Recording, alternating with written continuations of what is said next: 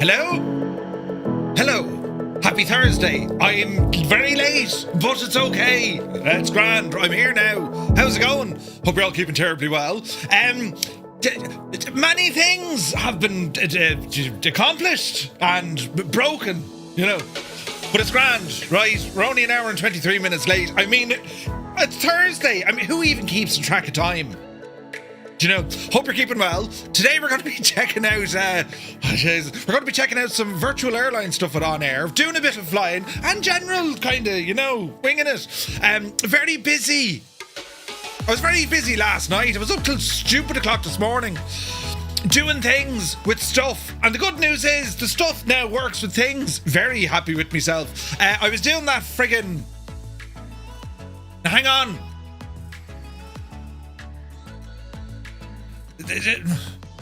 Two things have happened this morning. One, my alerts didn't work, and two, this should be working.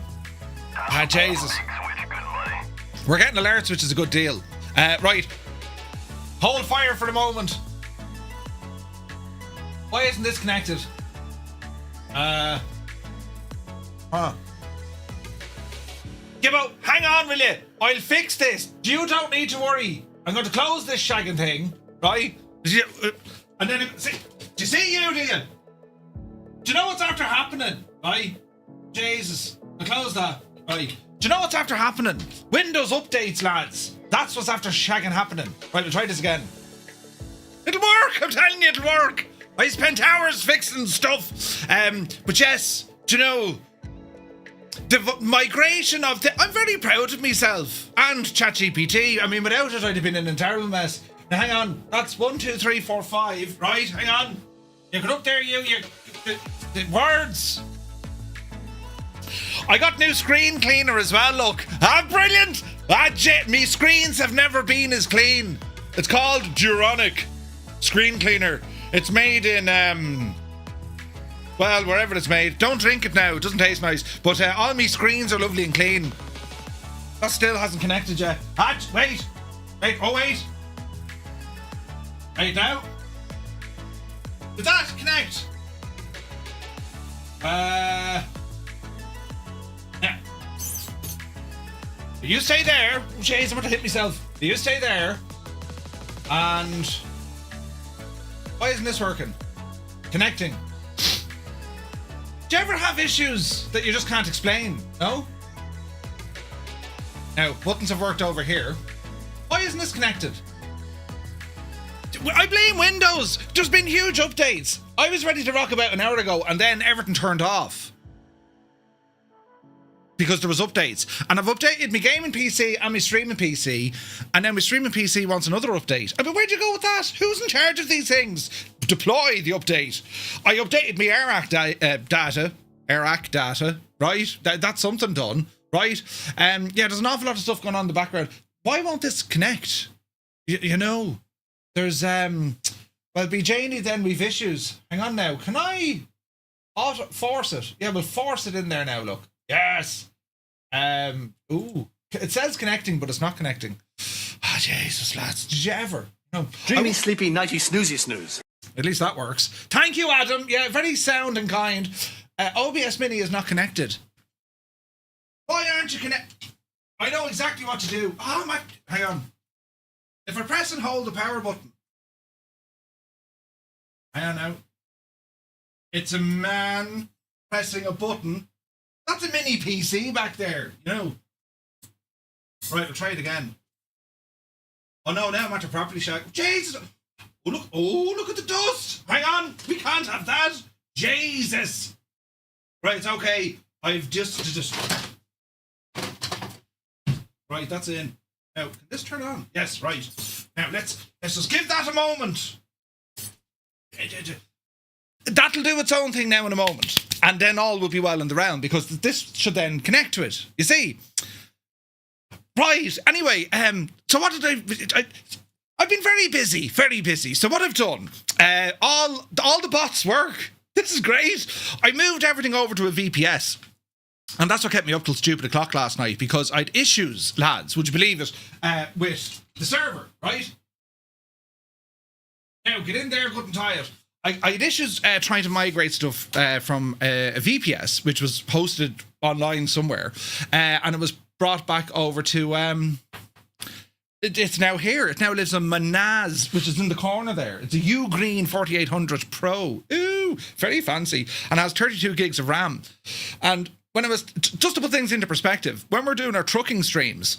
And even the bots running, all the bots, they all follow the likes of Firefly Air. You know, you see the report coming up in Discord when you take off and land and whatnot. But also, we have a step bot and there's trucking bots.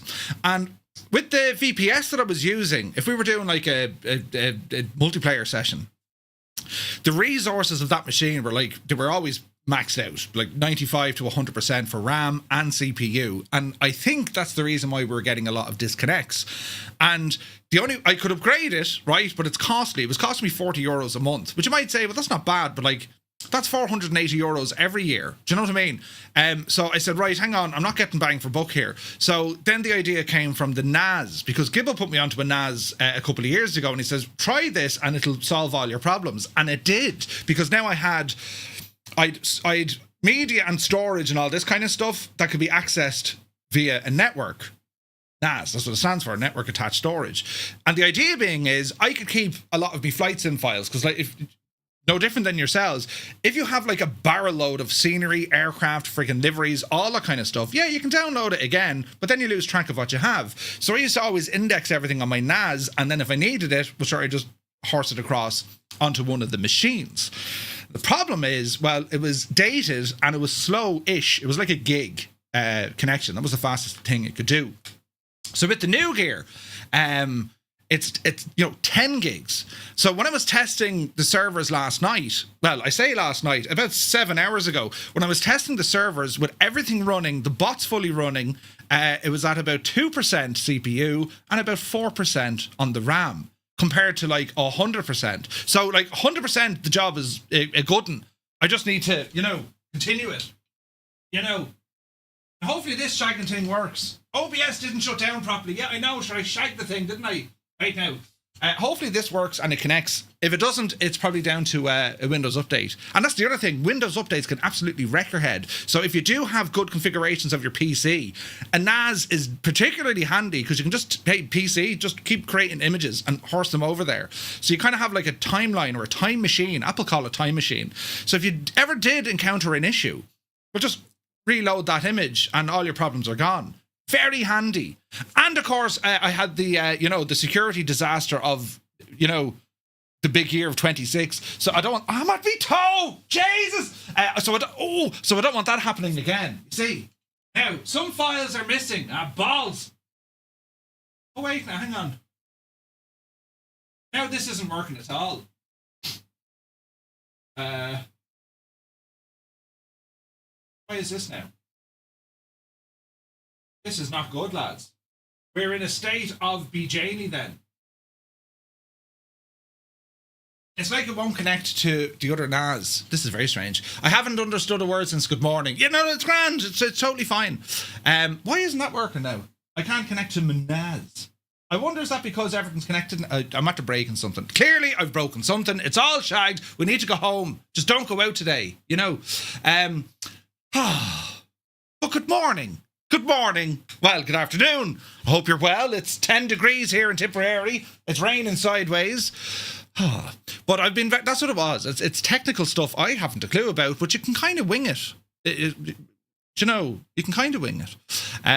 But yes, the stream will start at about 2 o'clock. Yeah. No, all is grand. It's great. If once everything's working, it'll be grand. This isn't working though, which isn't grand. I wonder now, is that because I did one of these? Let's take that connection out for a minute. And then we'll restart this machine. We'll figure it all out. The last thing I did before a couple of hours kip, I ran network cable from the old NAS to the new NAS, because the new NAS will back up to the... It's very complicated. I'd look at this. I wouldn't mind, but I fixed everything.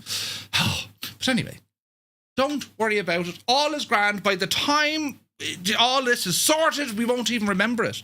But anyway, we had a good stream last night with the news. Great chat with Evan, and also checking out some stuff. And what are we doing now today? Today's mission, of course, is, we want to check out OnAir, and the beta for the new companion is going to be made available next week, which is deadly. So we're going to have a look at it today and set up a virtual airline. We're with the Grand Caravan, which is fairly quickly becoming my go-to aircraft. Loving this thing. And then we'll have to preview our VATSIM flight tonight. All going well, because today is just a mad day, but I hate missing streams. I don't like cancelling streams, so we're here. I'm just in a total hoop, but it's grand. So we're going to be flying out of San Francisco. I was only there a couple of weeks ago. It was deadly. When we were in San Francisco at the airport waiting, there's like a viewing area out the side, and there was a Dauphin from the US Coast Guard flying around the place. It looked deadly. So we were there for a while. Just to test to see if you're reading it. I can read, yeah, no, I can see all the stuff. So it's San Francisco up to Paine Field, which is way up north, right up to Seattle neck of the woods. So that's our flight for tonight. If I don't get back in time, because the young fella has a bit of a graduation from transition year. It's like, well done, you spent the last year Dawson. Here's a certificate. Yeah, right. But I have to be there for that. So we'll see what the crack is. But how are you? That's the main thing. Don't worry about me. I mean, if you look closely, you can probably see I'm screaming, crying and roaring. But don't worry about that. Jesus. Don't worry about that at all. Buttons have been pressed. Hang on. Now, will this work? Do. We're trying science, and I'm hoping we'll have science. Yes, that connected. Brilliant. Now, hang on. We'll fire up this old gadget now and see what happens. Now, there was mad support. Did you see it? Home wrecker. He don't tell him. Maybe he didn't realise he pressed that button. What does this button do? Don't look at your bank account. It's fine. It made lights and sounds. That's right. Brilliant. Jesus. Home wrecker 10 gifted tier 1 subs starting us off. Connecting. Right now. There's live. I've to shut this shagging thing down again. That's working, but this isn't. Yes. Right. Yes. Open. Now. Wait for a minute. Don't even feckin' touch it. OBS Mini. Auto connect. OBS Mini. Auto connect. Right now. Why won't this work? I'll close this. Yes. We're shutting down all of that now again, and we'll try it one last time. And if it doesn't work, we're just going to give out to someone. But anyway, good morning. Gar Gaming is here from County Galway. Hope you're well, Gar. Stu Snape is in the house. Are you not? Listen, I wasn't late, Stu. It's totally fine. But I hope you're well. Hope you're having a great day. Eamon is here. I was just about to ask what's happening with the 1 a.m. stream on Discord. Just said, Eamon, it's fine. Toto is here. Good day to you, sir. Hope you're enjoying your Thursday. Malky is in the house. Good afternoon. Gibbo. Jesus. Just panic. It's good to see you, buddy. Idle Cutoff is in the house. Cambridge calling. Hello from Tipperary. Crafty Tigers is here. Good to see you. Mr. TPHI. What he's up before? Oh, look, me watch is shagged. He's up before his breakfast. It is Oh, hang on. What time is it with Mr. TPHI? It's about 7, I'd say, is it? Angry B is here. Good day to you. Welcome aboard. Mrs. TPHI is upside down. Also, beside Mr. TPHI, good morning to you. Martel, welcome in. Steiny is here. Asher, look, good morning. Hope you're well, Steiny. Mac Vision is here. Good to see it. Maybe Murphy has been fiddling with buttons this morning. I was doing it last night. Fiddling with buttons. And, yeah. As I say, hopefully things are great. Listen, I could have a very simple setup, but I like all this stuff. I'm a geek. I'm a nerd. Look, I can make this do that. Yeah, right. So it's like a passion project. Now, hang on. Partially connected.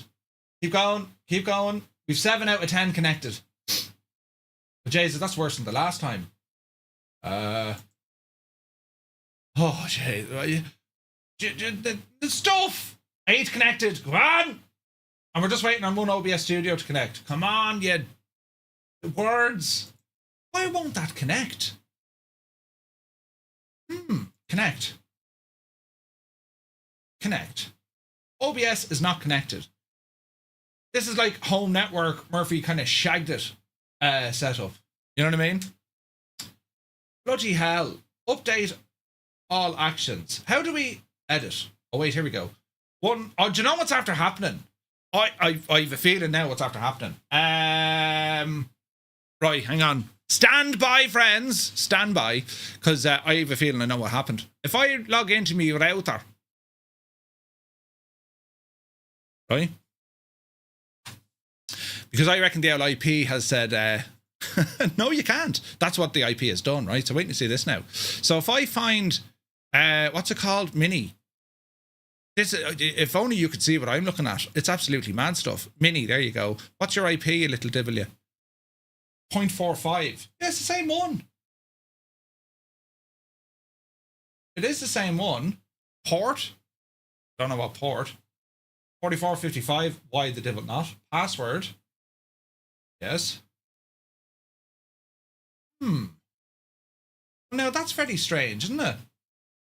Very, very strange that that's not working. Maybe it was a case that my IP addresses went for a hop. No, not the case. Very strange. Let's see. Platforms, OBS Studio just doesn't want to work. You big idiot. Yeah, I'm many things of a big idiot. Default gateway. No, it's all the usual. Connect and connect. Very strange, lads. Hang on. Why does this fella have so many connections? Who are you connected to? It's on the right network. Yes. She's on. Hang on, we'll do a button here. Command. What's it called? DNS flush, isn't it? DNS flush.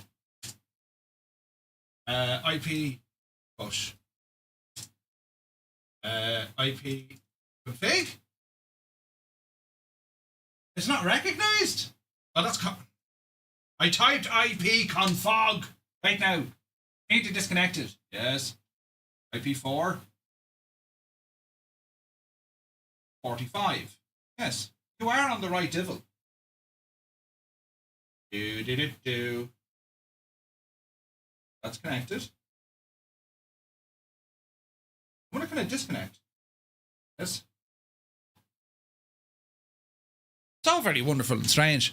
It's like watching Batman in his cave. It goes on like this all the time, lads. It's great fun. Great fun, so it is. But anyway, we continue on. Filthy is here, good morning. Shuller Pilot, welcome in. And Home Wreckers here as well. Eamon, 210 streams in a row. You're regretting today's one. Dougal is here. Yeah, so I'm on this beta thing with Twitch. So if you're looking at Twitch on your phone, right? If you're using your phone, you can see the vertical stream, and then you can press a button and it puts it back to the normal way, or you can just turn your phone. It's all new fancy stuff, you see. So yes, 8 out of 10 connecting. Come on, William, just do the thing. Connect. Yes. That's very strange. My head is wrecked now. So much stuff connected to his rig. I'm not surprised. A simple update in the background. Yeah, but sure, you know, it's what we do. OBS is not connected. Why not? It's there. Look, it's right in front of us. Does this need to do something? WebSocket. Connect.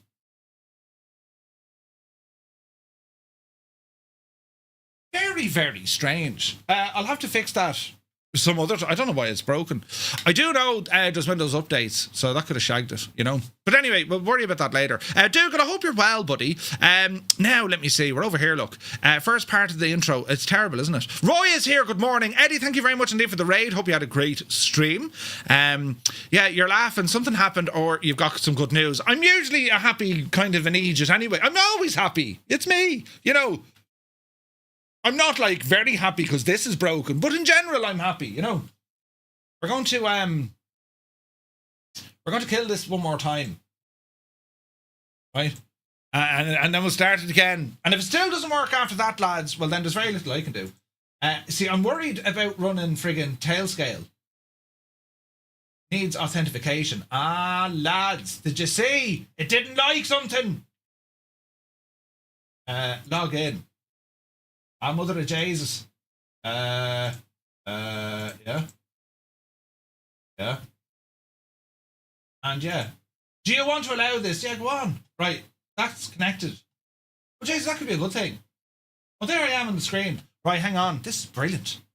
This could actually work. And now we'll try this. If it turns out it was tail scale, I'm going to shout very loud. But you won't hear it. I'll mute myself. Right, now, anyway, he'd one job indeed. Screen cleaner and wood polish. What's next? Tell you now, that screen cleaner is actually quite good. Oh, I got these as well. Does anyone know what one of this is?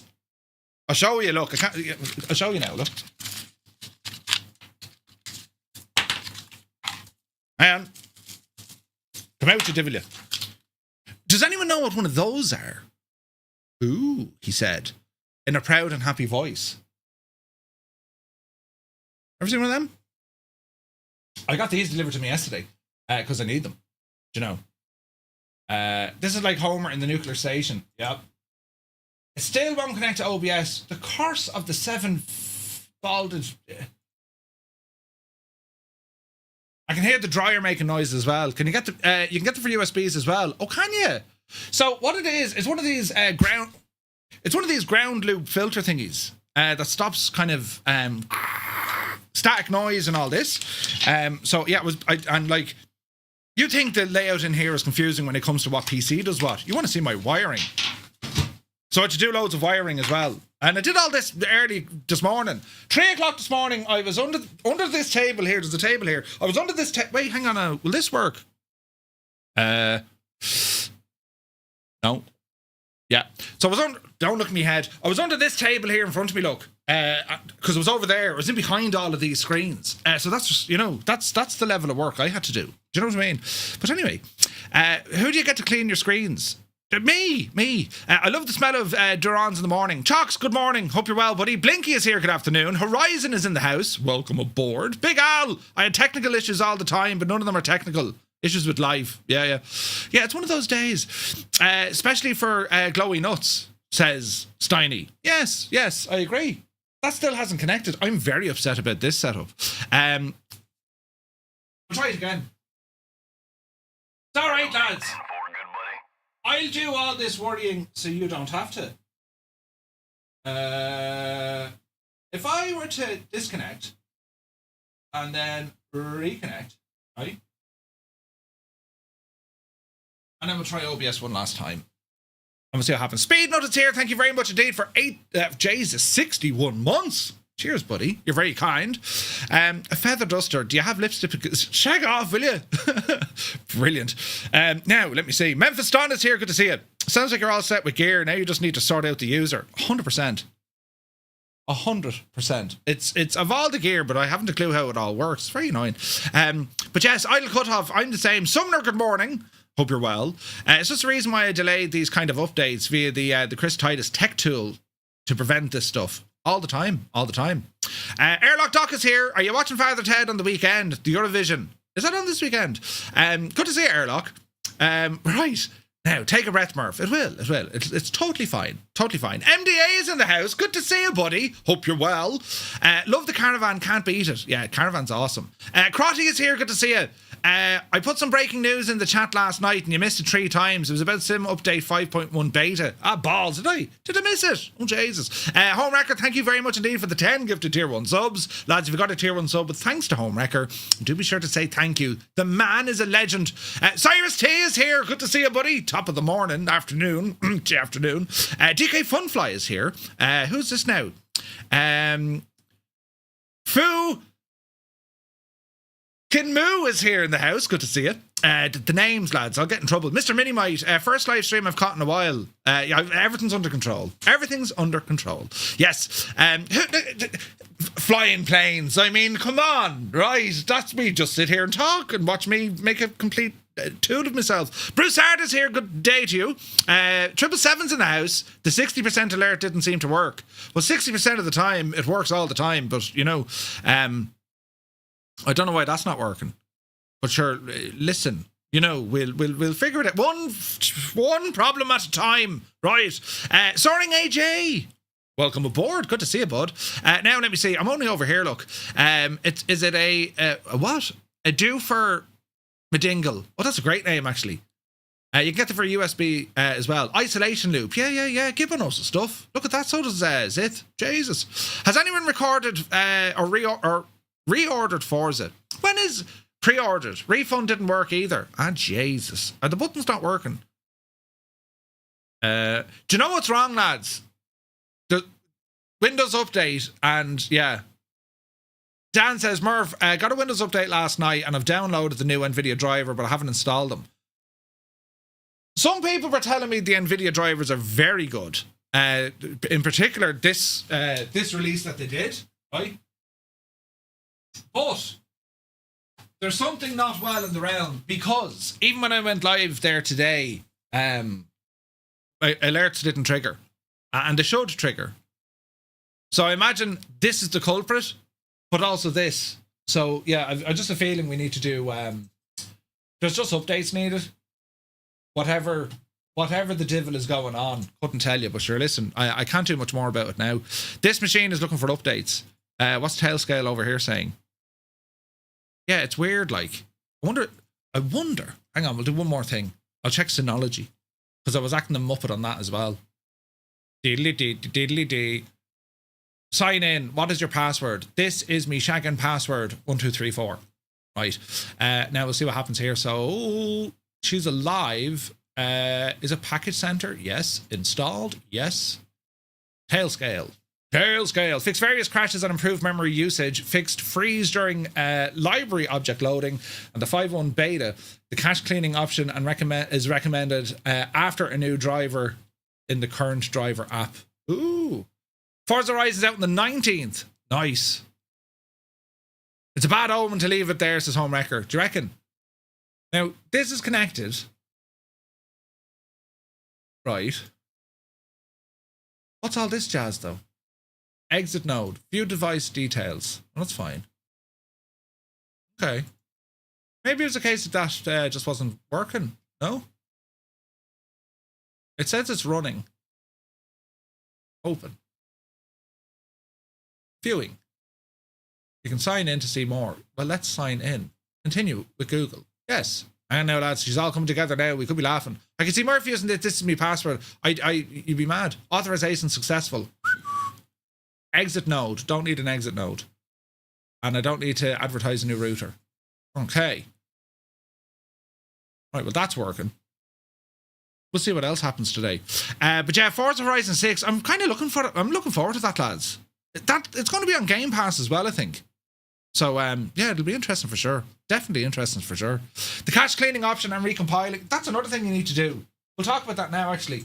Any life on this shagging thing? Connected, disconnected. Connect. And we are connected to Tailscale, yes. This device. I wonder, should I be using... Jesus! Did you just see what happened? That scared the life out of me. Just Roy, you absolute mad ticket. Did you see what he did? I'll launch this in admin mode. And let's see what this does. Roy, you're very kind. Thank you very much indeed for 10 gifted subs. Lads, I don't deserve this generosity from you. I'm a complete muppet and idiot. You know, I spend many moments breaking things and then wondering, why did I break it? Wait now. 5 out of 10. 7 out of 10. Come on. Jump. We need 9 out of 10. OBS Studio's not connected yet. Come on, we've 8 out of 10. Come on, Jemima. Get on in there now. Go on, you devil you. If this works, hasn't worked yet. Balls to it. But yes, Roy, you're very kind, lads. We've got a tier 1 sub, but thanks to just Roy. Do be sure to say thank you. All of this because all of this, you know. Oh, Jesus. Now, get over there for a minute. We're going to try this one last time. Right? If I can do one of these, do one of those, do one of them, do one of these. Checking network requirements. Connected. Brilliant. And we're going to launch this doohickey as administrator. Just to see, you know. That's very handy, by the way. It lives in an arm. There's a mini PC in behind it, look. Do you ever see that? It's very handy, isn't it? Very handy. And then, oh Jesus, then this could fall and break. Very cool. Very cool stuff. Where was this now? Speed note. I thought the password was properly split the G. Yeah. Did you renew the DNS? No. I shouldn't have to. I don't think so. This is why we like your streams. There's no hidden agendas. It's just fun. Ha, great. You too can witness Murphy age. You know, failed to authenticate. Well, that's okay. But apart from authenticating, I need you to actually connect to the thing. Come in.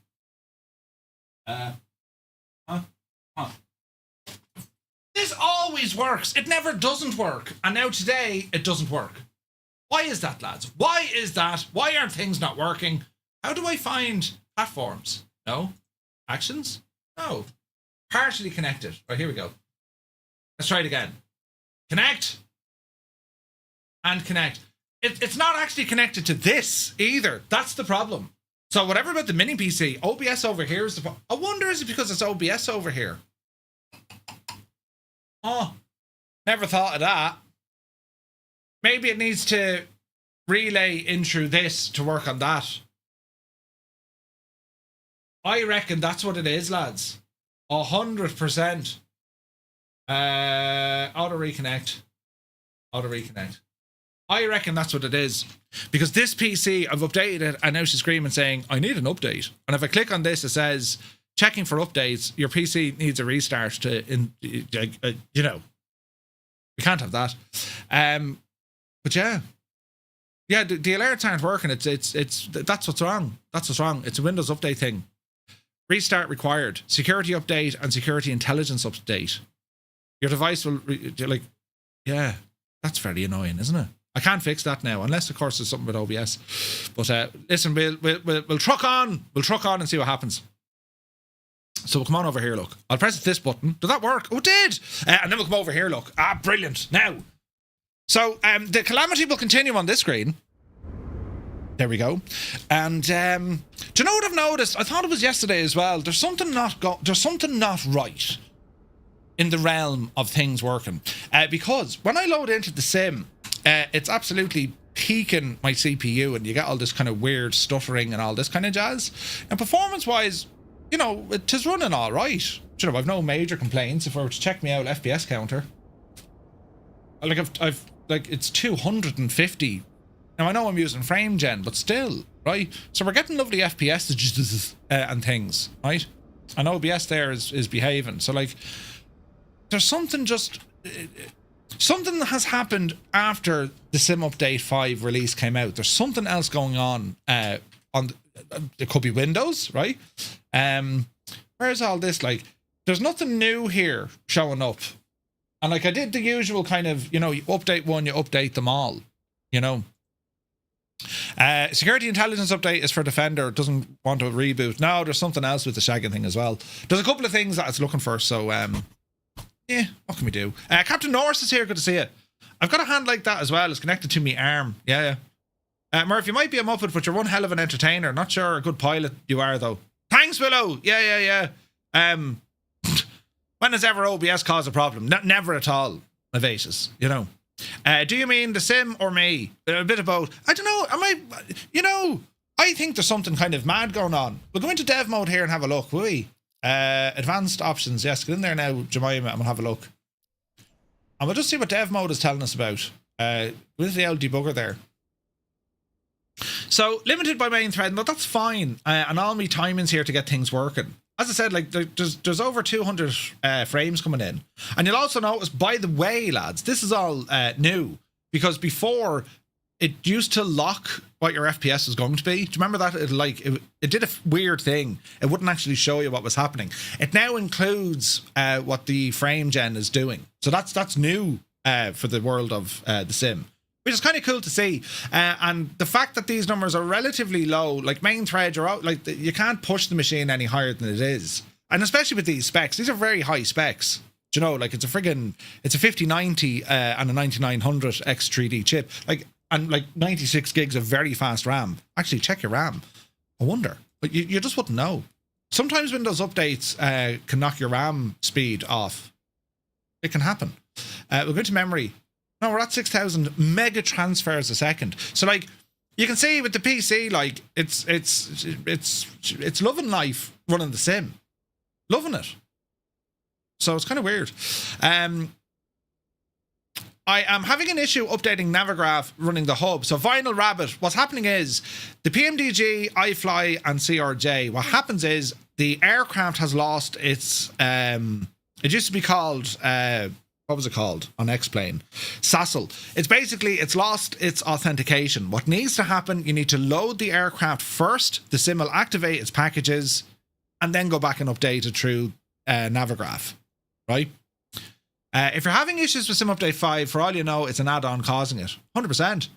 Oz Flight Simmers here. Shane, good morning. Good evening. He says, Murph, my PC, or my Sim PC is pretty much the same as you, and I agree. Since Sim Update 5, something's not right. It's not you or me. Yeah. So we're running the same. There's something up, and I don't know what it is. I can't pinpoint it.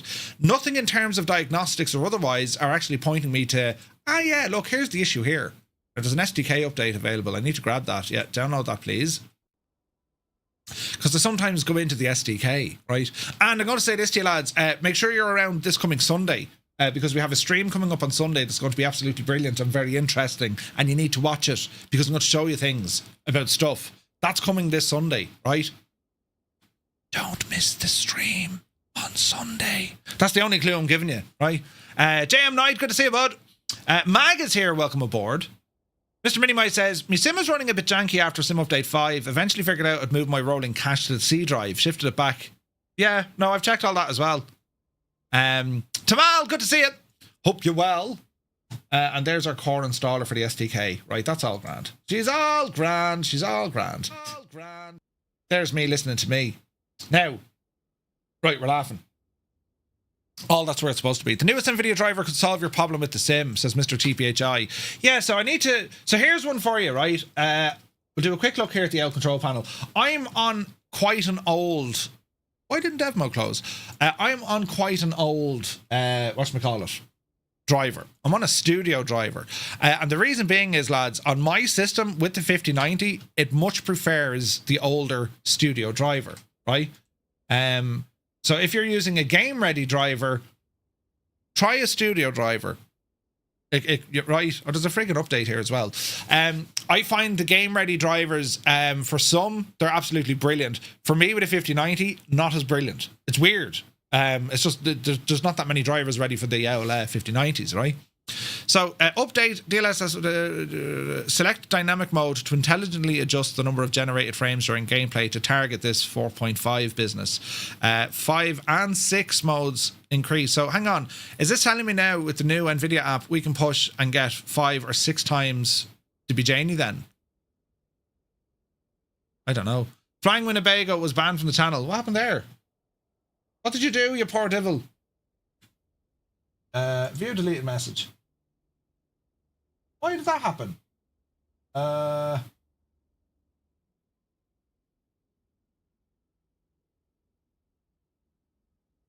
the hell? Hang on, Flying Winnebago. We'll get that sorted. How do we solve this now? Mod controls on YouTube are very strange. How do we... Bloody hell. Flying Winnebago. Put user in timeout. Remove report pin. Go to... No. Channel activity. Why was he given a timeout? Stupid thing. Can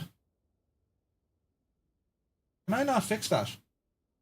I'll fix that down in a moment, Flying Winnebago. No idea. Looks like the RMA returned yet another AMD GPU. You're joking. Another friggin' return, Dougal. Jesus. Game ready driver with your 5080 is very good. Ooh. Can I fix that there? Flying Winnebago has been... This is like... Why are the bots out to get us? The bots are out to get us. I can't fix that here. I'll fix it over there. Anyway, my current driver. Update available.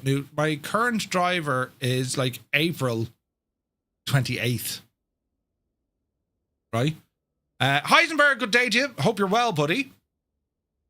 So I'm using a studio driver from April. Oh, that's not that old ago, actually. Oh, no, hang on. That's the... no, hang on. Sorry.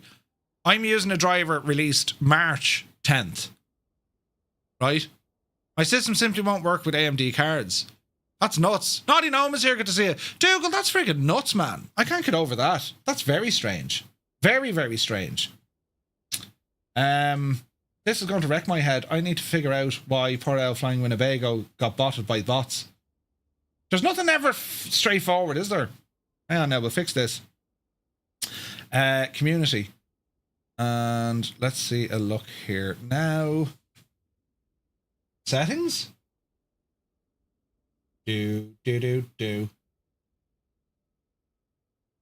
Channel. Community, here we go. Now, hidden users or banned users. Why do you get banned? We'll fix this now to get... The computers are taking over. I'm not saying it was aliens, you know, but it's aliens.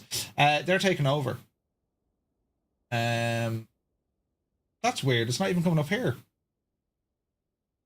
Very strange. Very strange. Okay. I've no notifications of it over there, so let's hope Flying Winnebago gets back in. Put user in timeout.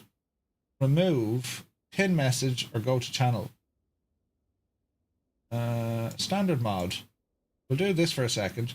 Flying Winnebago grand.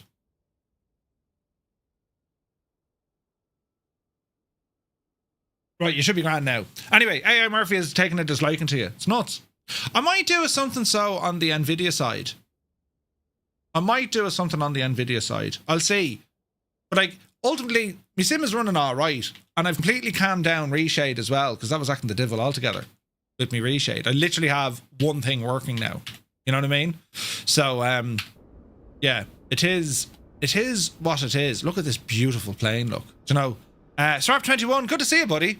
Saturday morning, you're not home till Saturday. Ooh, using a driver from January is Shane. Studio or game ready? If it's January, I'd say come up the road a bit. And like, don't forget, lads, I don't know, are you using things like DLSS Swapper? Like, my sim is running 3.10.6. I don't think there's any new ones, though. Let's see. Yeah, 3.10.6 is the latest. So,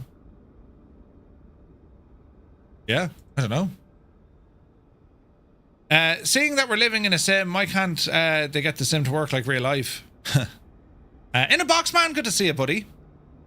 Dougal, that's nuts. Like, the AMD graphics cards, I remember years ago, Colonel Fork used to have absolute, like, disastrous issues with his. It used to wreck his head. I remember on his streams, it used to stop. And it was always the case with Microsoft Flight Sim. It just ran better on an Nvidia card. It's weird. Right, and now ARC is no longer a thing, but like it always ran better on an Nvidia card. And anyone I've spoken to, if they're on AMD, they're either very lucky, they've no issues, or you hear of lots of issues. It's one or the other, you know. Big Al says AMD is working great for me, a 7900 XTX. It's weird.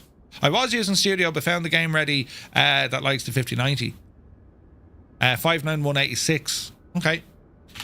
I'll go in and have a look at it. As I say, performance wise and all the jazz, like it's she's singing here, like. So yeah, I don't know. Do not know, but sure, listen, we'll figure it out. Now, what I want to do today, we want to have a look at OnAir, right? We'll eventually get there. And the reason being is OnAir is a career mode add-on, as we've spoken about before. And there's also the opportunity to create a virtual airline, and then you guys, if you have OnAir, you can join the virtual airline and away we go. Even if you just want to give it a test. Now, our main virtual airline resides with FS Hub. That's where Firefly Air is. But with OnAir, we can take that so much further, because you get into like leasing costs, you get into, you know, AI pilots. You can get loads of different options when it comes to using OnAir. It's quite incredible, right? So we're going to enter the world of Crash Logistics. That's the one that we've made on these Thursday series, right? But what we want to have a look at is a virtual airline. So if we were to have a look on our tab up here, we'll click on virtual airline and we have options: pending invitations, apply to a virtual airline, or indeed create a virtual airline. So when you click create, it'll ask you, well, what's your airline name? So we're going to call it Firefly Air, right? The airline code wants 5 characters, so you can't go 3. It must be 5. So if we say FFA, and we call, I don't know, numbers, airline code must be 5. So if you do FFA, something, FFAVA, or FFA. I like it. And then it's going to ask me to upload a logo. Right? And I do have a logo here somewhere. Let's have a look. Will this fit? Is the question. There we go. Initial owner equity. So this is basically saying is, well, the company is going to be set up. Do you own it all? Yes. And I can say now, right, create the virtual airline. Poof. So it's going to create it. Would you like to open the VA management mode now? Yes. And what this does with OnAir, it kind of transforms you now into the virtual airline side of the house. And again, this is all going to be getting updated with the new companion app. But the important thing is you can kind of see how this all works. And anyone can create their own virtual airline. Anyone. Right? You can have your own, you can have people flying for you, you start flying for someone else, you can do all of these things, and then you can go off and build up all your different company routes, your cargo missions, whatever you want, right? Whatever you want. So it's building the company dashboard. This is now the virtual airline console, right? So, do you plan switching to Stratus or Thunder? At some stage, Tamal, yeah. But for now, I just wanted to... We'll start it off at the most easiest, less consequence area, and we can build it up from there, right? So it means anyone who has OnAir, you can jump in, and you can apply to the airline, and then you can start doing flights and all the jazz, right? Cowrath, good to see you, bud. Hope you're well. So yeah, so what we have here, we have our charter jobs route, or we can do freelance jobs for our virtual airline, right? And this is where it starts getting interesting, because just like that, we have our aircraft market, so we can go in, search for the aircraft I have loaded into my sim. If you do this, it's going to search the online market to say, right, these are all the various Cessna Grand Caravans that are available, right? So we can see the global aircraft database is now going to find all of these aircraft. And what makes this cool is it says, well, this is where the aircraft is. This is its condition, right? So you can see the color coding for its condition, because that'll impact you. You might think you're buying an aircraft that's good and cheap, but if the aircraft condition isn't great, it will degrade over time, and then you'll start getting penalties, and the aircraft just won't work. So you have to spend more money getting the thing fixed. So you can see hours before the next inspection, the airport it's currently located at, how far it is from your present location, and then how much is it to sell the aircraft, and then you have a renting price as well. Now, when you look at this screen, you're thinking, okay, that's handy, but you can also reverse this. If you have a big enough fleet, you can turn around and say, well, I'm going to lease my aircraft now, and that's what happens in the real world, right? You know, summertime airliners, they're all absolutely flat out. Come to wintertime, it calms down, right? But we don't need all these routes. We can't fly in these areas. There's no demand. What do we do with our aircraft? Do we mothball them, or do we lease them? And a lot of companies lease them. They lease their aircraft, or they lease the aircraft during the summer months because it's so busy. Know what I mean? So, that's what we can do here. You have loads of information also about the type of aircraft you're going to buy, and it's important. You can see the annual checkup price, weekly ownership, how much does it cost for your 100-hour inspection, the airframe 1% repair cost, engine 1% repair cost, and all of these change depending on the make, the model, and the age of the aircraft. It all changes and fluctuates, right? It's very good. I got into the office to reply. The bots got me on YouTube. Yeah, flying went about. I've no idea what happened. It should be fixed now. I hope. And this is how you can do it. And you don't just need to search for the plane you're in. You can literally search for any owl aircraft at all, right? And if you don't want to, if you don't want to buy an airplane because they're expensive, well, you can just rent one. You can say, right, I'm going to rent it for one flight, or I'm going to rent it for a week or a month or a year. Whatever. You have all these options. But again, this is where like the career mind kicks in. And because we're now dealing with a virtual airline, it's an airline where you're going to have other people involved. In this world with OnAir, you have 3 worlds. In this world, we can hire AI pilots, AI staff. We can hire AI folks to do all the work for us, which is deadly. Absolutely deadly. Right? So, yeah, here we go. Turbo Commanders, a friggin' A10, right? But you can, pretty much any aircraft, you have the option to go off and try and buy it. More importantly, you can just say, well, look, the aircraft I'm currently in right now, go off and find one, and then you can buy it. So that's the aircraft market, right? But we also have other options here. So we can, industry is a completely other addition to what we can do with OnAir. Industry is, it's like an industry tycoon. You'll find raw resources. You can do supply chain management. You got to bring raw resources to kind of, into factories. Factories then push it on into manufacturing plants. Manufacturing plants need to get pushed on to distribution hubs, and then distribution hubs push it on then into the market. You can be part of some or all of that supply chain. Not just from the aviation perspective, but you're actually managing. You say, okay, we need to make sure that we need more of this, less of them. This is costing too much. Johnny is selling these far too expensive. Billy's going to give us a better rate. The whole thing is alive and it moves. There's an awful lot to it, but it is brilliant. It is brilliant. Shane says, Murph, what would you say is the on-air learning curve before you start enjoying it? It seems pretty in-depth. The good news about all of this, there's a lot of depth to it. However, the good news to all of this is what OnAir is working on, because they have this brand new companion app, and this is you have access to this on Monday. This is right, and I just want to show you the differences. Nothing changes in the back end, but if we were to go in here, this is how fast and how different everything looks, right? So if we were to go in and say, right, well, here's my dashboard, right? We can go down here and have a look at the world. We can look at finance, and then we've training, and we have a lot more. We can go into our settings here, and all our stuff lives in here, right? Now, if we wanted to go in on the virtual airline side, that's coming, I think, next week as well. So you'll actually be able to access all of this from the new companion app, which is just class, right? So there's a number of advantages by using the new OnAir Companion, which again, the beta is starting on Monday, because they have simplified the navigation around the program unbelievably well. Unbelievably well. It's very simple now. Well, what do you want to do? Do you want to fly yourself? Grand. Do you want to fly for someone else? Grant, like that's the way they've broken it down. So you have like this pilot desk, your dashboard, you can kind of change what goes on here, but it says how many jobs pending, your flight hours, how much money do you have? It's a dashboard. Your pilot hub, right? Do you want charters, regular routes, virtual airline? Do you want to do a tour, right? So we have this virtual airline area, and we can see now all the virtual airlines. So if I do a search for FFAVA, there it is there, look. So we can go in and actually have a look. We can send an application. Now, it's weird because it's a beta, so they haven't linked up all the little stuff there. But it's as simple as that. Or you can go in and create your own VA. But it's just not up and running just yet. But it will be, right? It will be.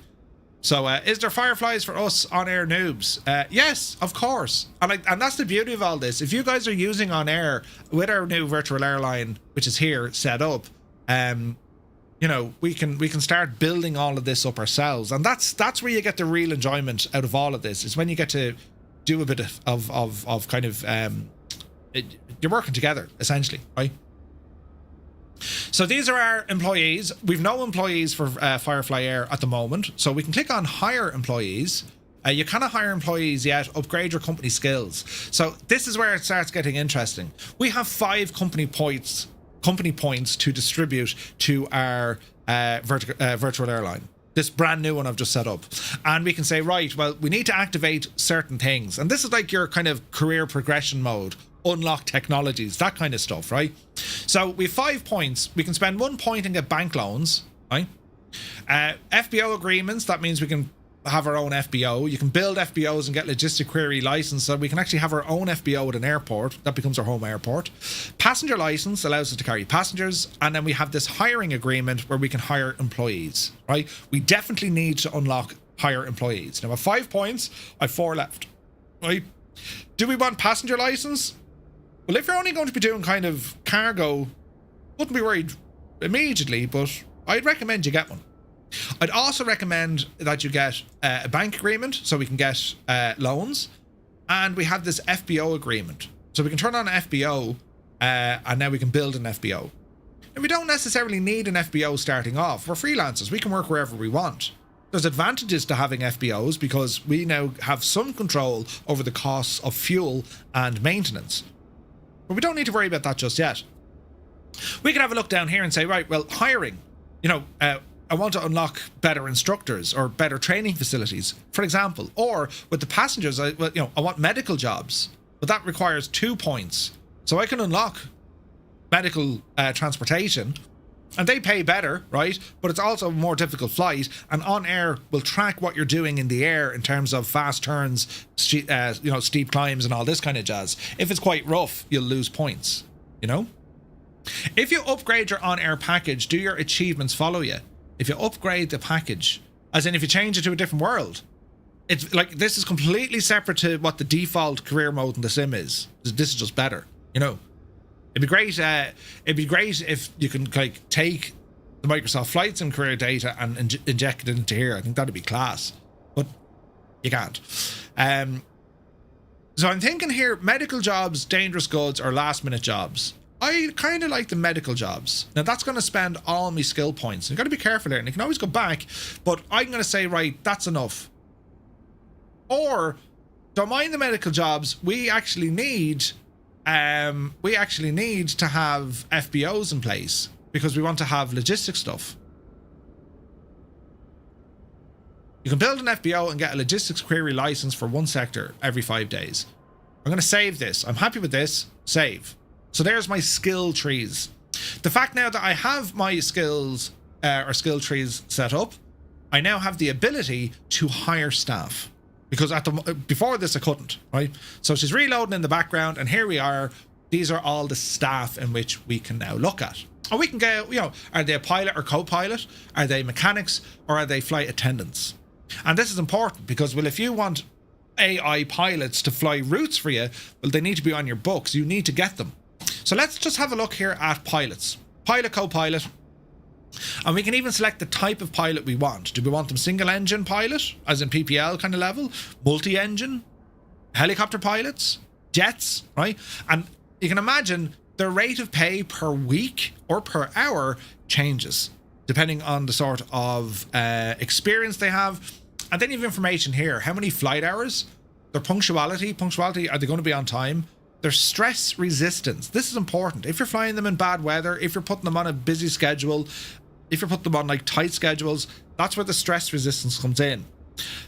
If their stress resistance is a little bit low and you have them on, as I say, a tight schedule or flying complex aircraft or bad weather and all this kind of jazz, the likelihood of them causing damage to the aircraft or getting a delay becomes a lot higher. So there's all this thinking, Jesus, I'm after putting this. So these are the options you have. Now, we can go in and evaluate someone. Marcos Lima, right? Man Marcus. So we can go in and evaluate Marcus. Now, what's cool about this is we have a lot of control. We can customize this guy. We can change his name. We can call him what we want. We can call him, Jemima, right? And then you can go over and have a look at them and say, well, look, you can hire him, or you can hire as a freelancer, or you can actually hire him on. Take him on, right? And you can see all his different certs that he has here, what he can fly and all the jazz. Before you get into any of this, this is the way into kind of the career mode. You don't have to worry about hiring and doing all this first. Start simple. My virtual airline will go to the dashboard, and the very beginning will say, right, this is Firefly Air. We should have a notification. We do. Propose an application to your virtual airline. Okay, well, let's go and have a look. Loading VA members. Here we go. So we have Gusco Air Charter. Invitation request. And they want to come in and join us. Who was that who came in? Malky. Okay, so that's Malky. So we can have a look and say, well, right, what's Malky asking here? Now, he wants to join the virtual airline as a pilot, right? Now, we can also say, well, Malky, listen, would you like to be a shareholder and give us 100 grand and I'll give you a 20% share? Like, you can get into all of this as well, right? How much does it cost to have this airline? So you need credits in order to set it up, but there's no cost. It doesn't cost you anything. And your OnAir subscription covers all of this.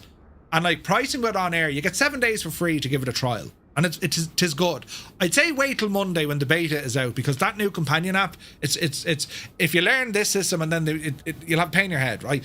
Just focus on maybe Monday.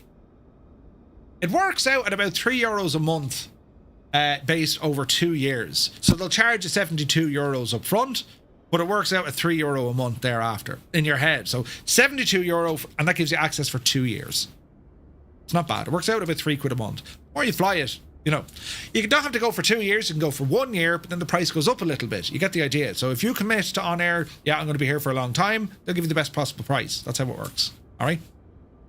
So we can go in here and have a look. So we have current members, Crash Logistics, because, well, that was the airline, that was the profile we set up called Crash. Crash owns Firefly Air Virtual Airline in here. That makes sense?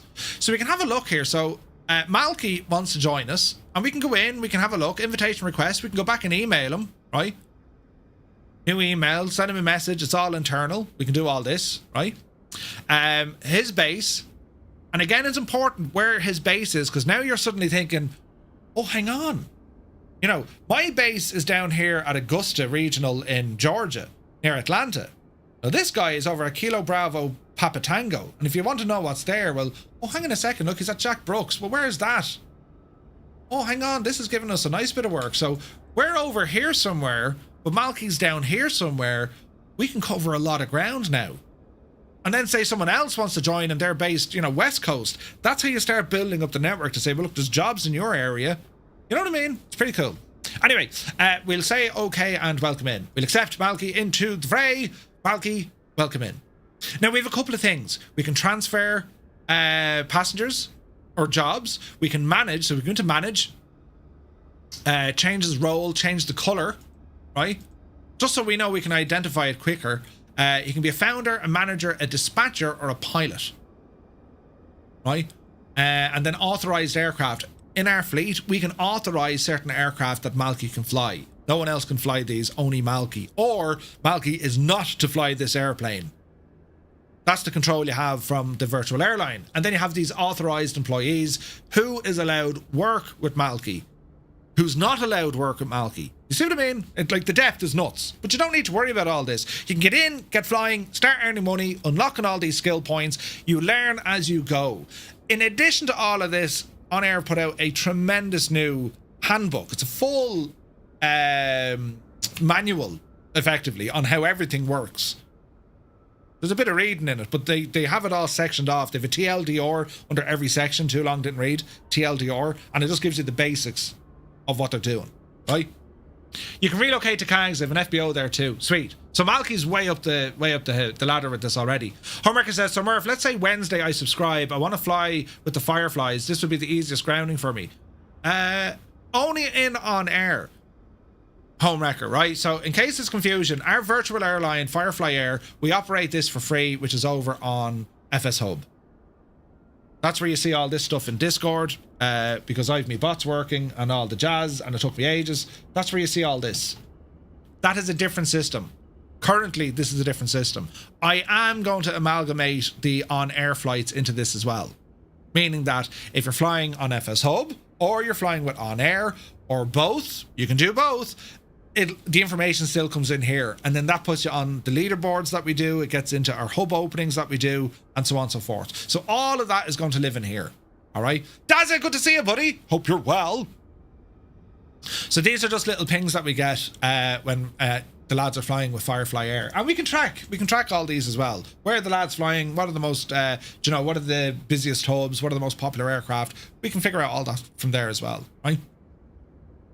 So that's the player or the management side. Then we have ranks, so we can see what ranks Malky has. So we can say, well, look, Malky has 80 hours here on a multi-engine piston. Is it piston? Yeah. Multi-engine piston. Single-engine piston. Single-engine turbo.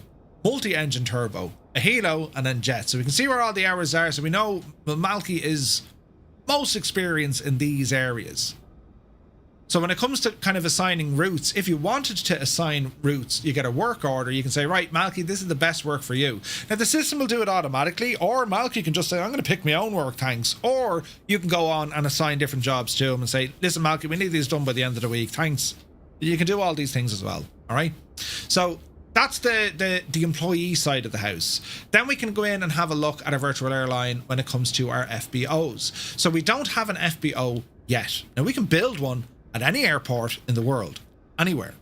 And with the FBO, you need to make sure that you have the capability. Remember your skills tree. You need the capability to be able to do and build an FBO. And you might say, well, why do you want an FBO? If you have an FBO, a fixed-based operator, or in this case, it'll be our fixed-based operation, that means that we would have logistics queries, as in jobs, effectively, coming directly from our home airport.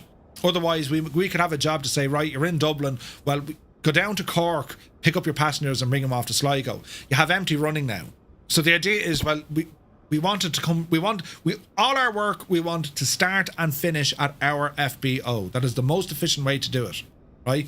And then with your FBO, you can say, well, we can put in some services, we can put in mechanics, we can put in fuel, right? We can put in passengers, all these sort of stuff. Yeah, so that's where the FBO comes in. Now, we don't have an FBO yet, but we can use Malky's FBO. So if we were to land now with Malky, because now we're all with the one virtual airline, I could say, Malky, listen, I'm going to head down to your airport there. I need some fuel. Will you look after me?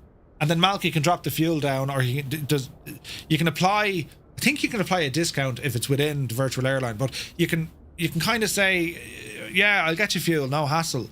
Or Malky, I could say, Malky, listen, we're doing this mission, but I need to get my aircraft down to your FBO because it needs to be repaired. Yeah, send him down. But next thing now, Malky says, because he's running his own FBO, suddenly his mechanic is out sick. I now arrive there. Malky, I need me plane fixed. And I can't, Murph, me mechanic. He went out on the pier last night and sure, he hasn't come to work yet. You can see how the thing can just get absolutely crazy. You know what I mean? Hey, Viper's here, good morning. Nicky, good morning. Hope you're well, lads. Goose, you're very welcome in. My alerts aren't working, Goose. I don't know what I've done. I've broken things. But anyway, so with the... we're going to start focusing now with Firefly Air on this. So if you're using OnAir, we're using Cumulus. This is the easiest way. You have 3 worlds, remember. Cumulus is the easiest. They give you loads of money. AI can do all your work. And, onto the hiring page for a new mechanic. Yeah, exactly. And then you have work orders. You can check all your flight logs. There's activities on top of that. And then you have industries. So we've kind of touched on all the features over the last number of weeks and months. But now we want to start on the virtual airline side. And remember, there's 2 personas here. There's us, which is crash logistics, right? Us. But then we have our virtual airline. So every time we fly, we're generating. But when we fly for the airline is generating. You get the idea? So we're going to go in here, and I'm now connected with the virtual airline. I'm going to look for a freelance job. No, I can't. I need to look for a route job or a charter. Hang on, we can do a charter. Let's have a look. Charter jobs, pending, logistics center, FBO queries. Pending, nothing pending.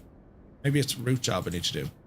Route job, current week, aircraft filter. Oh, sure, I don't own any planes. I've nothing. That's what's wrong. Create a new route or create a new route set. So again, you need to think, if you're going to create a route, I'd love to go for a flight from, Atlanta to, Knoxville. I'd love to do that. Oh yeah, why is that? Well, you need to figure out as to why. What's the passenger demand? What's the, what's the fuel prices? What's the cargo demand? Right? These are all things you need to look at. The UI is old, it puts you off. Yeah, so the good news is, Gibbo, their new companion app will fix that. Because what we have here at the moment is the old version. The new version coming in, which is this guy here, this is going to be released on Monday as a beta.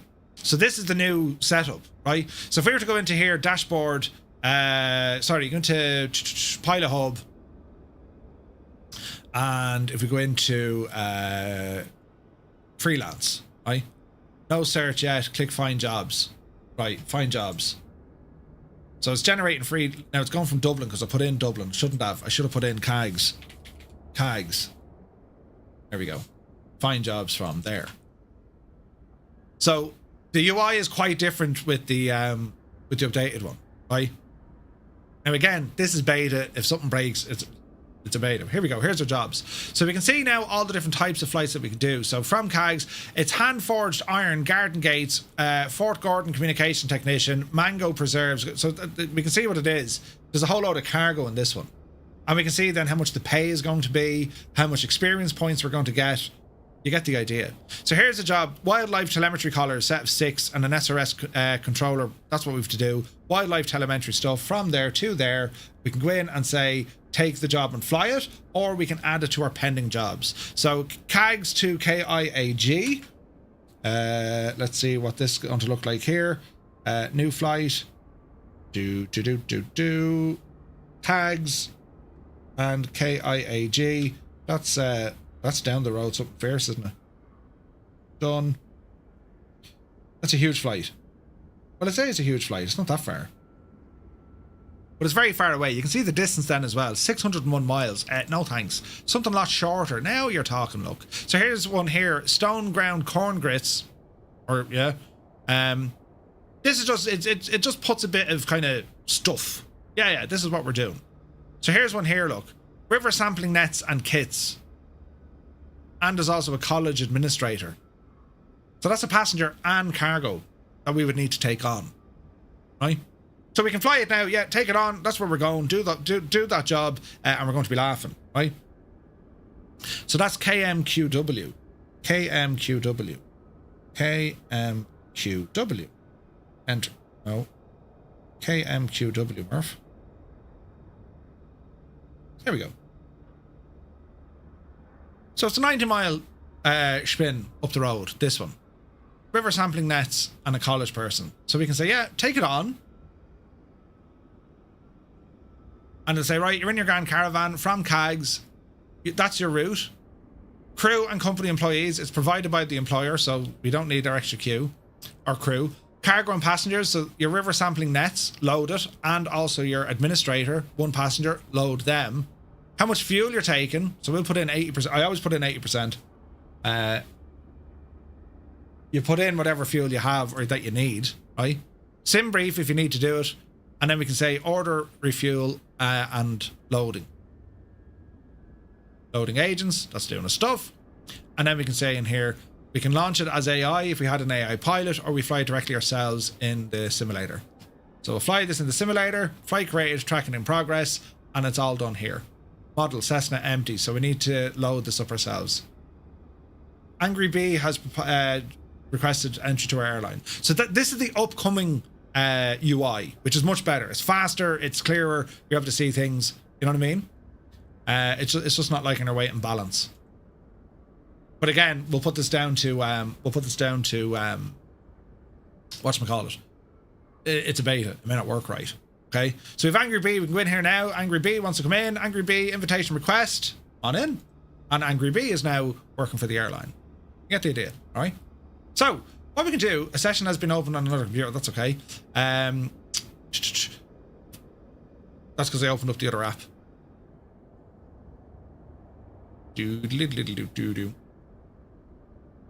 Now connect to the simulator. No flight track in progress. Freelance jobs. So this is crash logistics, or we go into our virtual airline. You know what I mean? So we go open VA management console. That'll load into VA, and then away we go with that.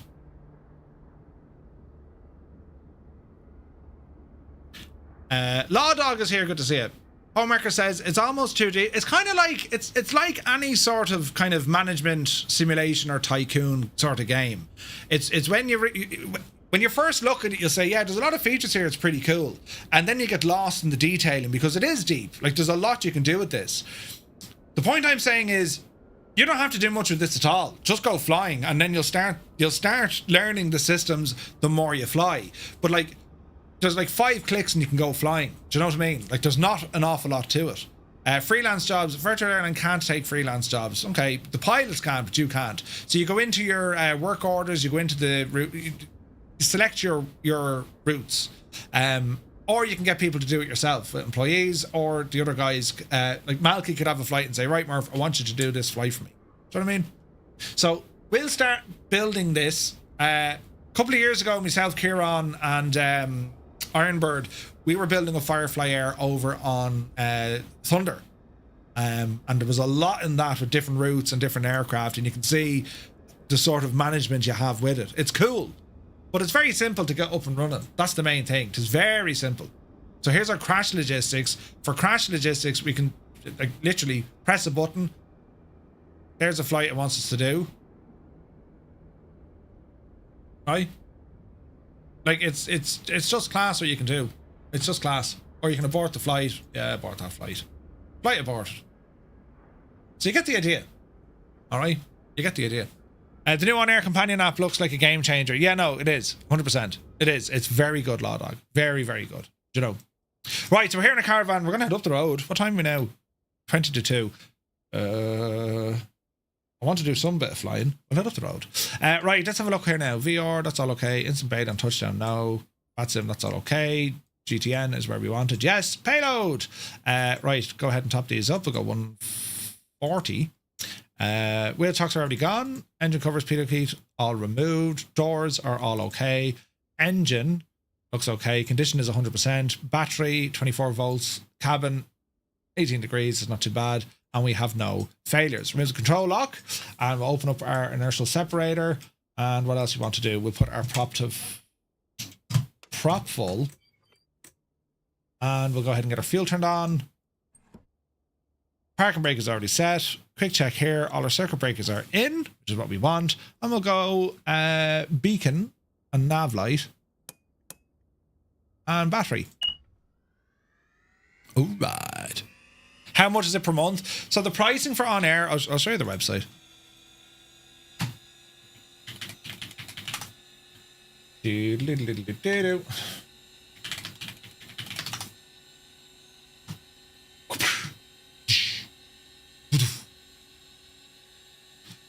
Okay, so pricing.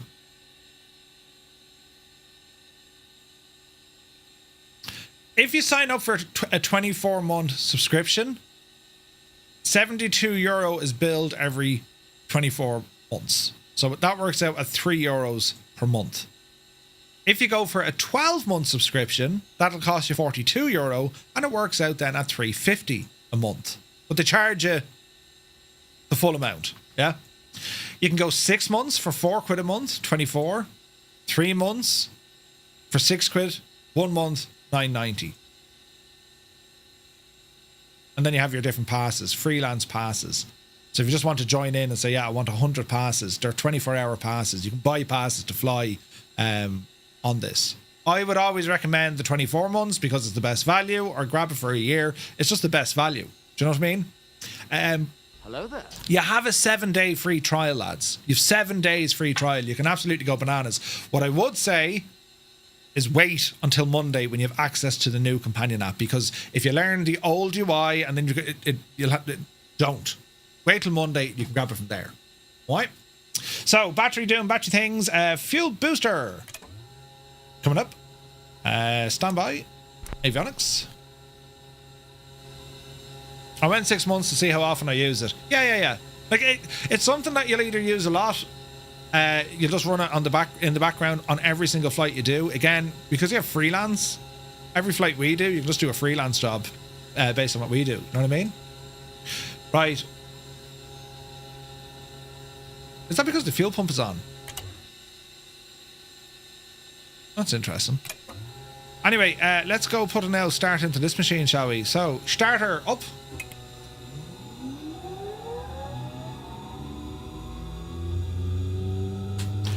And we wait for the L rotation speed here of our NG.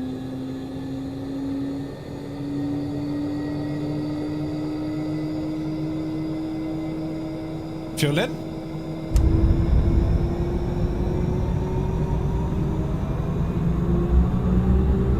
ITT peaks at about 660. And one continues to rise. Let's go start. Gen's on. Avionics on. And auxiliary fuel pump. Normal. Alright, we're gonna go start.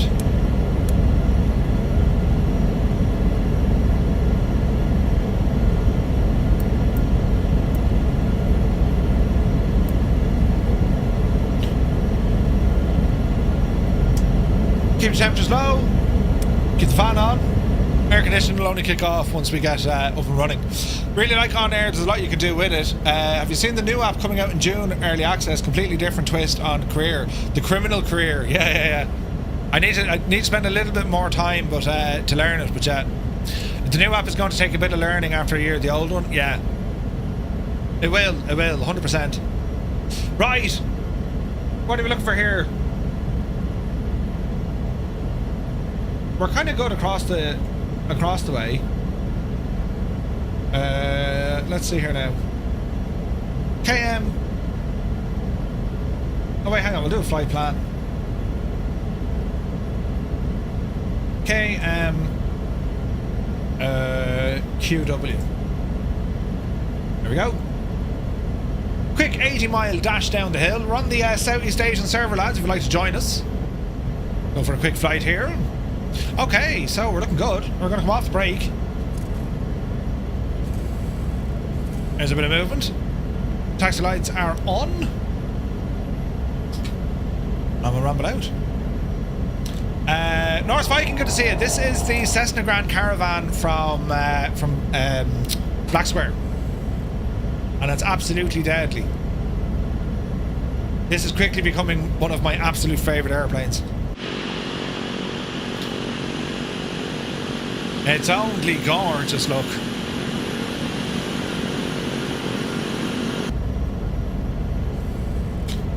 Okay, lights on.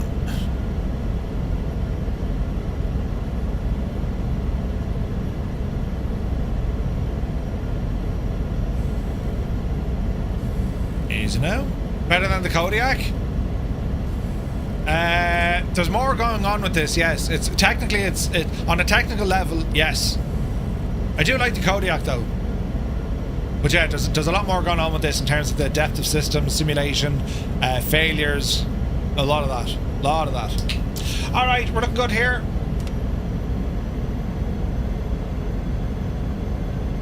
Get the aircon off at the moment. Bleed air don't need.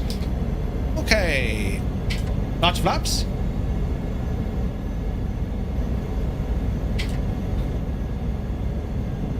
Okay, quick check. Flaps 10. Power coming in. Watch the torque. That's takeoff power set. Off the brakes.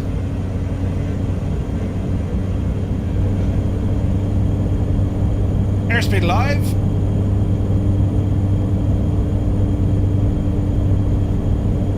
There's 60 knots. There's 80 knots. We're getting light now. Oopsie daisy.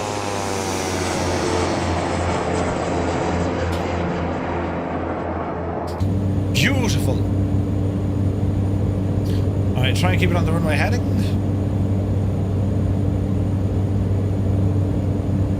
Let's 200 feet, flaps in. Nose will drop down. We'll add a bit of trim to compensate. I used the premium 750 from PMS, Lawdog. Merv, if you want me to do a job for FFA, you have to pick the job. Oh, that's right. Yeah, we'll get into all of that. Wait now, Malky, I could set you up that you can create jobs for us, couldn't I? I think we can. Right, autopilot just for the moment. Autopilot on, heading, altitude, V-spec. Yeah, it's all grand. We're heading up to 4,000 feet. Call it 1,000 feet a minute. We're going to follow heading for the moment. We have obstacles up here ahead of us. Massive antennas out here outside of Augusta. So left turn 360 degrees. Looking good. There's the separator still in. Keep an eye on our torque. RPM can come back a smidgen. There we go. And we're looking nice. Okay, so hang on. We can add Malky to that. On-air management.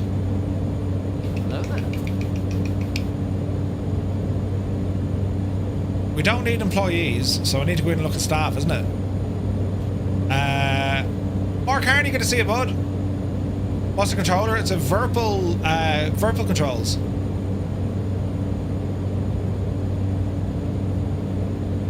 Virtual airline. Members, here we go. Right, let's see, so manage ranks. So manage. So if I put you in now as a manager, Malky, you should be able to get in and start bringing life or breathing life into the gadget, right? Jesus, there's fire coming out of that, look. Out of the gas. Did that always do that in the sim? Did they always have that? They did. Interesting. Okay, left turn coming in. So the route we're doing is just Kilo Alpha Golf Sierra down to Kilo Mike Quebec Whiskey. Let's do a bit of a turn here, heading due west. There we go. You've seen this in Sim Update 3. I've never noticed it before. And Gus to read, this is Okandu neck of the woods, or it used to be, I think, before he moved. It's a nice area, this. We're not too far from Toccoa, Camp Toccoa, Currahee. Due west is that left, yes, 270. And now we're going to go nav and direct to. So we'll go ahead and arm nav. You can see the way it says arm beside it. So we now need to prepare ourselves on an intercept to that magenta line, and then she'll pick it up. So we're going to turn left, get ourselves to intercept, something like that. That'll put us on a heading of 1819-200. A heading of 200 to intercept. We're at 4,000 feet. We can go ahead and close the inertial separator. Keep an eye on our torque as we do this. That torque will rise. Easy. RPM 1900. ITT is within limits. NG is grand. Oil temperature and pressure is grand. Fuel flow is grand. And it's 16 degrees. We're looking good. Law Dog, great to hear, buddy. Great to hear. Not just the force feedback, but the precise controls when you hand fly. Oh yeah, it's so good. The Mosa gear, it's so good. I'm a huge fan of it. Okay, so about a half an hour of a flight here, but we've got some nice. That's a huge paper mill, I think. Loads of factories, though. Loads of factories. So, nav mode GPS is now after capturing that magenta line. So our intercept is good. It captured it, and now we're very much on our way.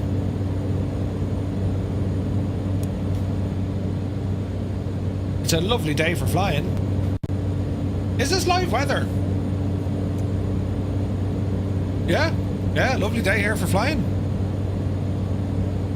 So our plan now this evening, lads, we're going to be having a look at our VATSIM flight. So I'm just looking at time, it's 10 to 2. So we'll do a bit of looking into this here now, shall we? So our flight tonight, let's see. Group. As we're flying along. So tonight's flight, ladies and gentlemen, we're flying out of San Francisco and we're heading up to Paine, which is Everett. You're by Boeing neck of the woods, right? So we do have our SimBrief routing here. I'll go ahead and grab that. So let me see here now. Everett, 25 miles north of Seattle. And it's home to the world's largest building. The Boeing Everett factory is at Paine Field. So we'll get to SimBrief and have a look.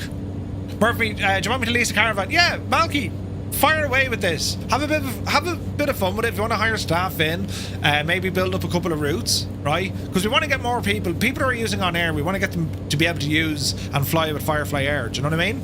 So yeah, dude, if you want to set up whatever you think yourself, if we lease a caravan or a couple of caravans, that's enough for us to fly. And then maybe if you want to grab 1 or 2 AI pilots, they can be flying away in the background. You know.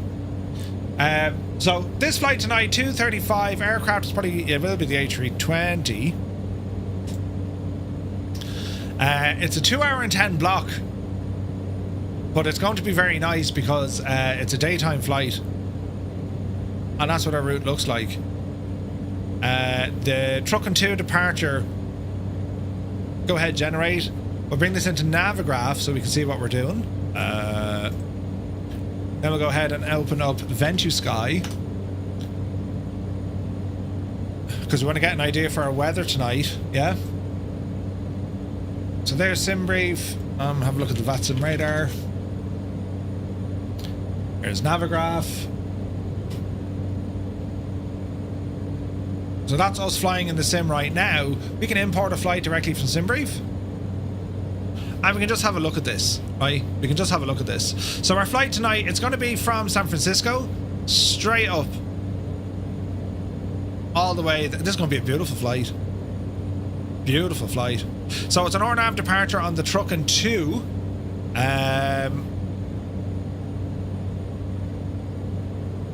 Where we direct? Deadhead. There's a VOR. So we'll take off, right turn, and then we're up this way. So what's the procedure? SID requires takeoff speeds, that's not okay. Climb heading 284. Initial climb, routing from trucking on transition, maintain flight level 190. Expect filed altitude 10 minutes after departure. Okay. Definitely interested. Yeah, just give it a shot. Just give it a shot. Right, so that's our departure for tonight.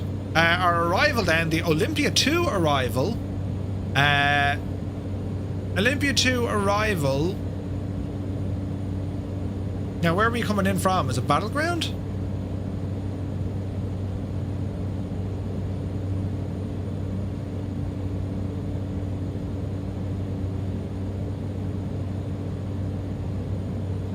So here's Olympia, so we're coming in this way. Turbojets and landing south. Okay, a lot of different speed restrictions, so that's okay. Okay, so it's going to be 16 right. ILS 16 right. Transition. Let's go final. Right, let us have a gawk. So we'll get as far as Fort. We've no other transition there, sure we haven't.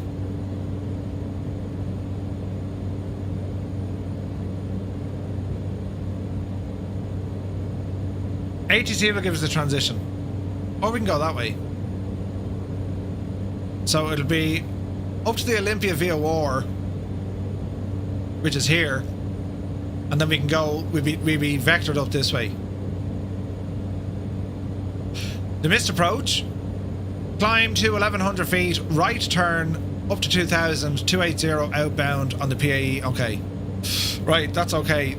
So we will get a hold if all goes wrong here.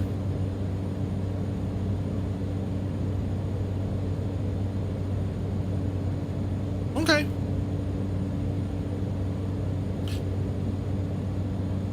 So we're planning our departure. We have an RNAV departure, so it's a right hand turn, so we don't go anywhere near the Golden Gate Bridge. Then we're up the road, cruise altitude, I'll double check that now in a moment. Our arrival is a little bit tricky.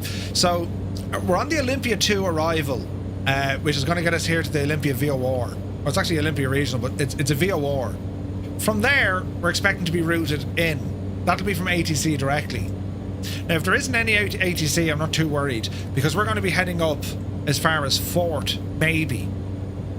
See here, Fort. And if we look at the ILS approach, it's nowhere near that runway, so we'll need to get from Fort out to CVV. Right? Like, there's nothing that routes me this way, which is weird. Now, if it turns out the runways favour the south, as in a northerly landing, this becomes very easy. You know what I mean? So maybe that star isn't the best. No, that's grand.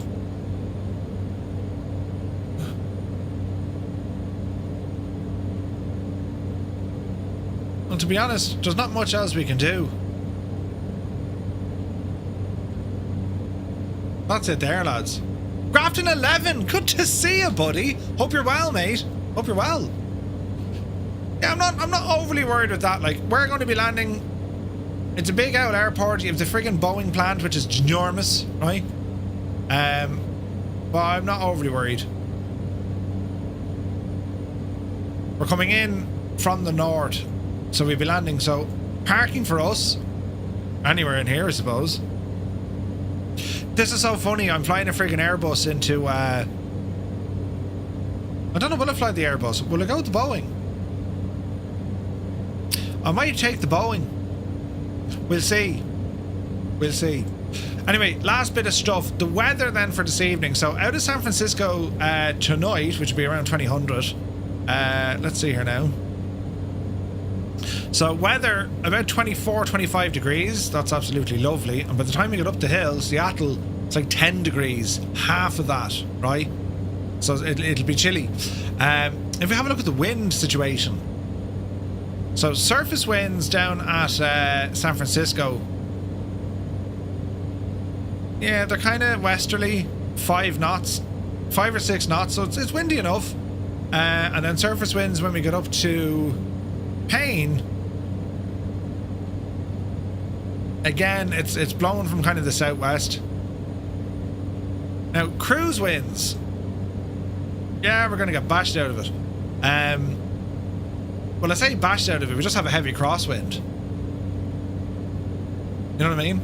Grafton says, yeah, all good. Just want to say thank you for the training videos on the PPL on Navigraph. Now the proud owner of a Navigraph PPL. Congratulations, Grafton. Great work, buddy.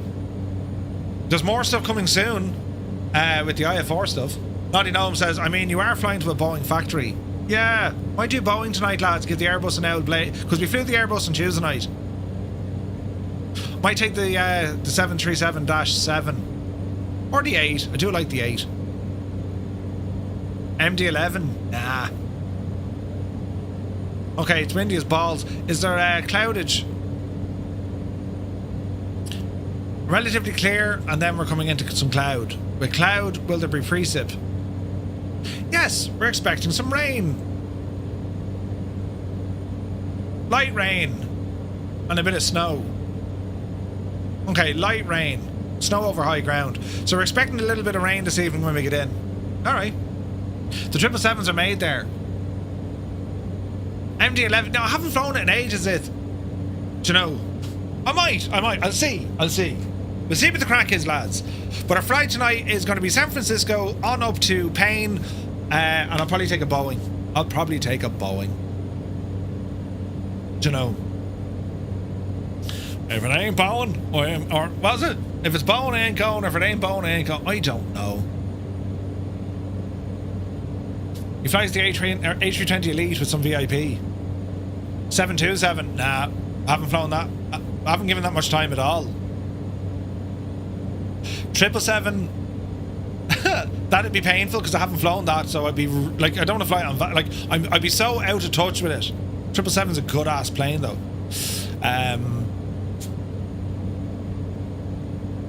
A 789. I don't have the 900. Iceman, is that what you're taking? Oh wait, 789. 787. Ooh.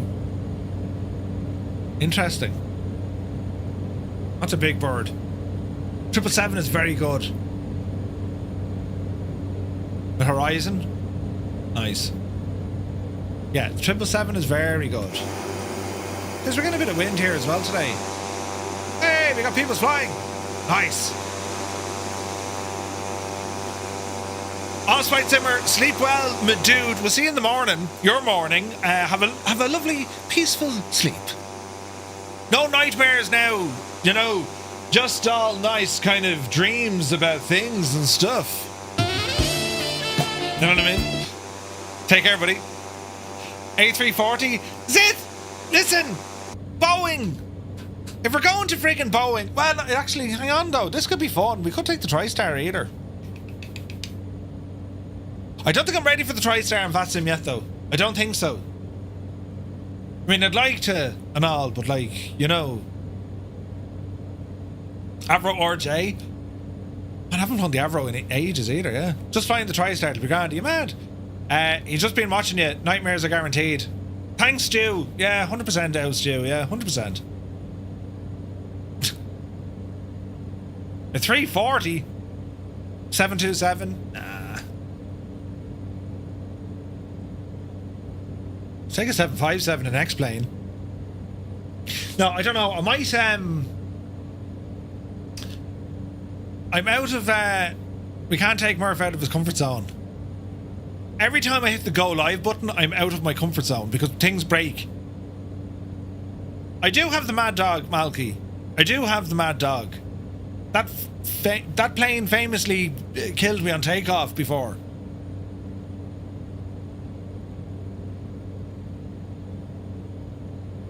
I want to have like an enjoyable flight and have some sort of competency on what I'm doing. If I jump into an airplane that I'm very rusty at, things will just go terribly bad. You know. 7.5 an X-plane.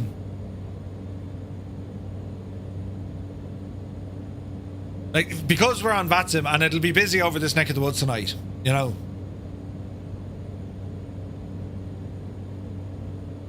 Competency for Murph, right? You know what I mean?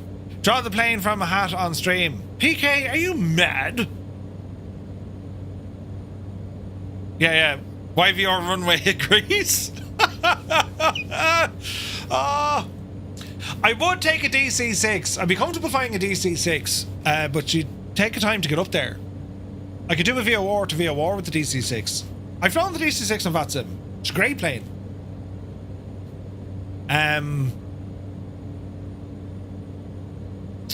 Oh, I don't know. Part of me wants to fly the 777, but I haven't flown it in ages and I'm be afraid of it. You know. 737. I haven't taken the 737-700 out for a proper jaunt yet. We've flown the 800 a lot. You know.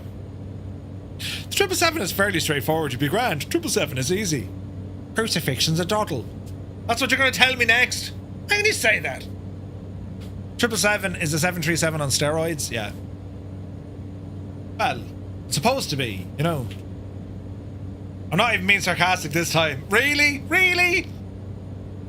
Yeah, totally not being sarcastic at all, more of the head in you. You're a great pilot. Brilliant.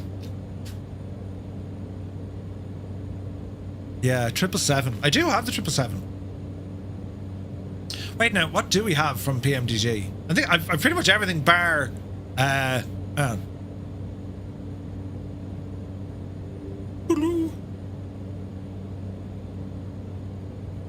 73-7, 6 and 8. I've the 300 and the freighter. Do we have liveries for this machine?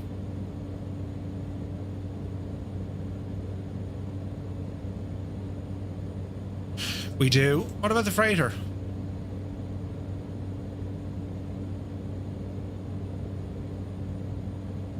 We do.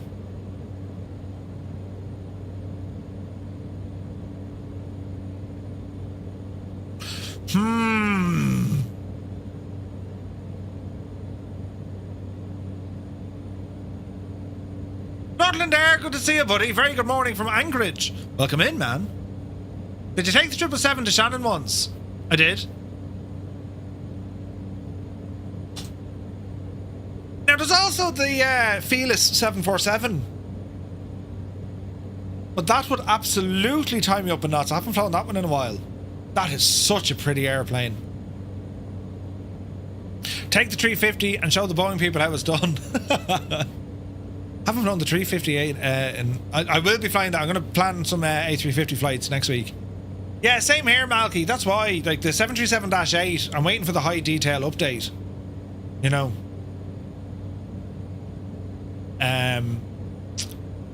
A340s, of course. The TriStar, of course. The MD-11, that is a good shout. I mean, we've flown that thing plenty of times. The Hotstar Challenger, right? So why not take the 700? Yeah, I might take the 700. Yeah. I don't think I have the livery for the 700. Do we have a Firefly Air livery for the 700?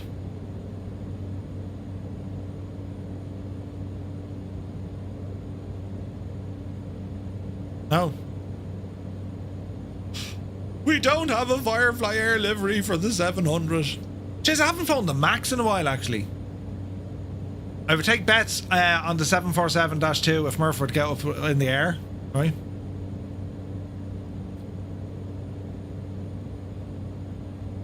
We flew the 600 2 weeks ago. I don't have the 700. Are the graphics any better than the 600? No. No. 600 has the same update as well, Dougal. They're identical in terms of quality. 737-7 is a little bit longer. The 737-8 is my favourite of the 737s. But yeah, the 777. I prefer the freighter over the 200 or 300 extended range. I much prefer the freighter. And I do have the Barras Audio Works of that as well. Not giving PMDG any more of my money. Like, yeah. Like 777, I just haven't flown it in ages. It's not like relearning the laws of physics, but like it is an exceptionally cool plane, the 777. I do like the 777. Long range and freighters are good as well, yeah.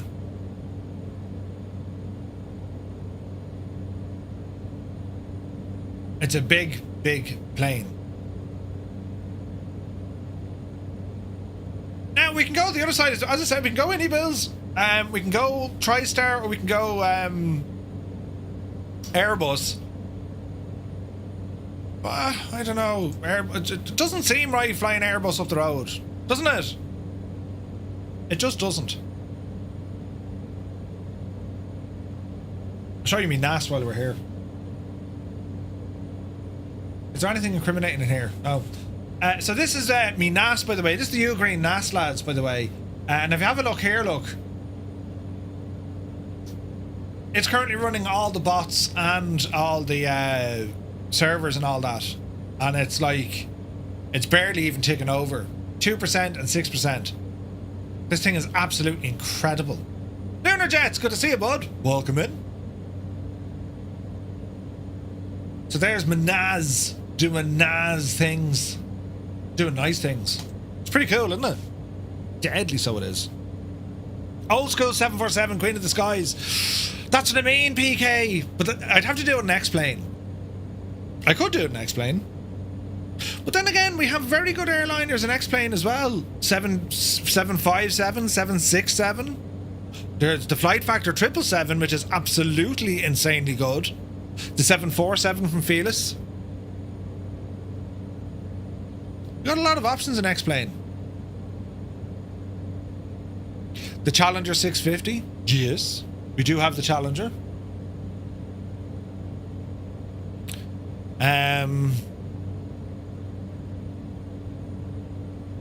What else has got? There's other stuff in over in X-Plane that I fly.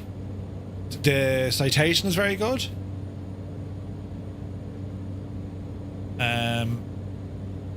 Is this the Caravan Professional Cargo? Yes, it is, Meg.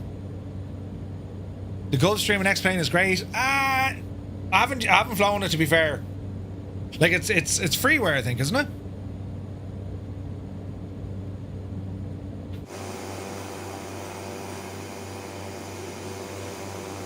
Now, is that the wind?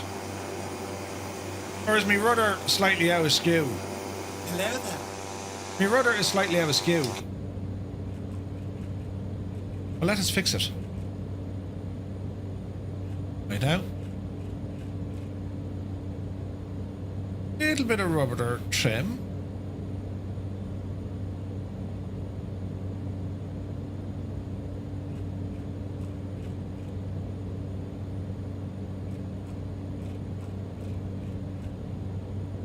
It's not the plane, it's the pilot. That'll do it.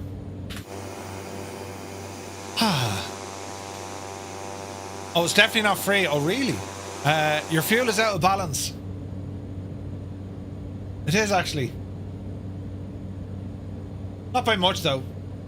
We're alright. We're alright. We're flying nicely. We're flying nicely. P.S. Miranda, good to see you, bud. Like X-Plane, Jesus. I don't know. Now, in fairness, the new X-Plane, beta for VR, bloody, now it's unbelievable.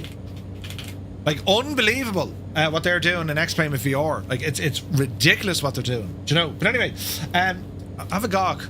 What machines do I have? Like there's the 7.4, 7.2, 7.3. Isn't the other one coming out as well? FlyJ Sim. Version 4 is coming out soon. There's the Felis. That thing is absolutely dead. Like it's the Felis 747 is absolutely incredible. It is amazing. Oh, the friggin' yes! Why didn't I think of the Embraers? Yeah. The Embraers are absolutely deadly as well. Oh yeah. Oh heck yeah. The E-Jets family.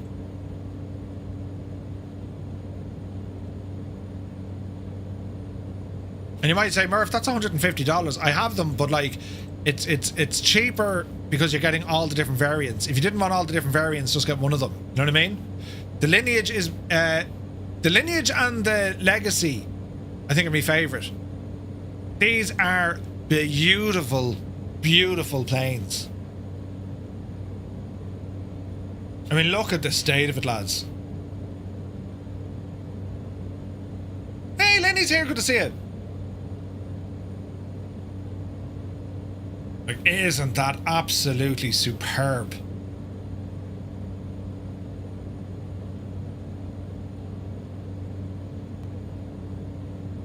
We've flown this plane. It's an absolute cracker. The Lineage is a beautiful airplane.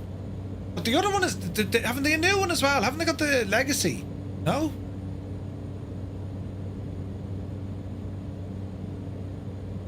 Am I raging? The Lineage... I thought there was a Legacy, no? It's created by a super dev. Absolute super dev. Yeah, super dev. DRJ 135145.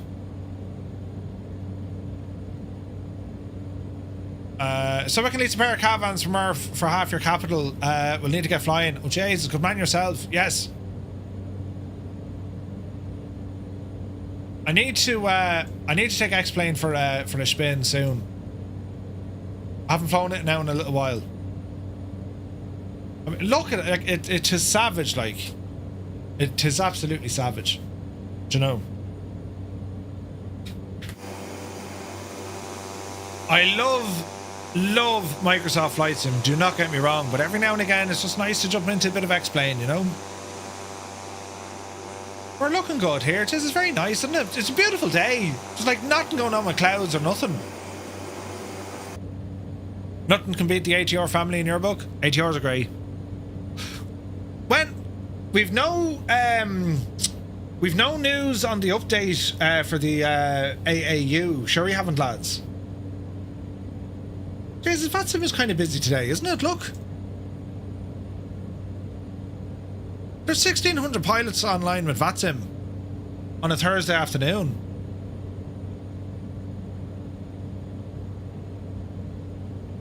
That's kind of busy. Bank holiday? Where's the bank holiday? Somewhere in Europe, because there's an absolute barrel load of people flying. Look, they're all doing across the pond. It's bank holiday. That's awesome. And where's the Irish ATC? Get out of the bed! Most of Europe. Really? Interesting. Yeah, that's awesome to see, man. There's lots of flying. Lots of flying. Wish it was a bank holiday in the UK. Ascension Day in the Netherlands. Oh. Oh.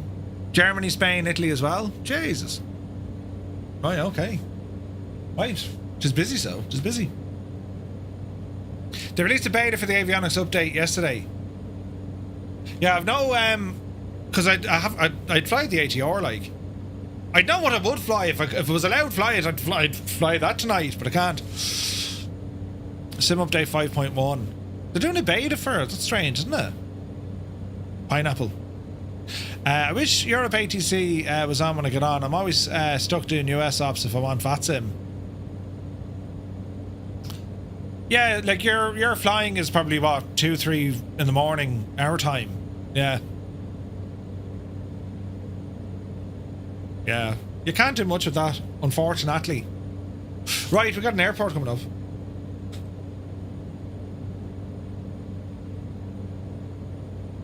And we'll head her straight in. 5.1 is handling very well at the moment. Oh. Yeah, I was thinking that. Time is but an illusion. Yeah, where does the time go? It's 2:20. Yeah, granted, I was very late getting on today, but sure. And then we technical issues. But you know what I'm like. You know. But we're doing well. Some beautiful flyage and screens and stuff with our beautiful plane. Isn't it only gorgeous?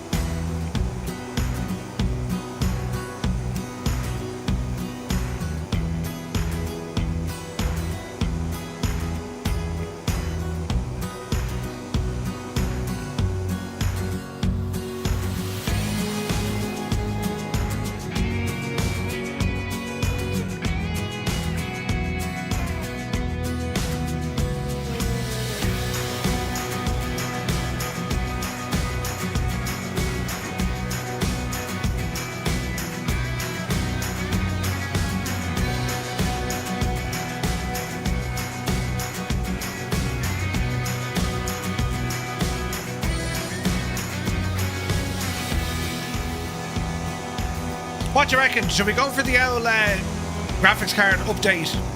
New drivers, lads. Would it be a wise thing to do or terribly stupid? I'm still not convinced with my performance here. You can kind of see micro stutters. See that?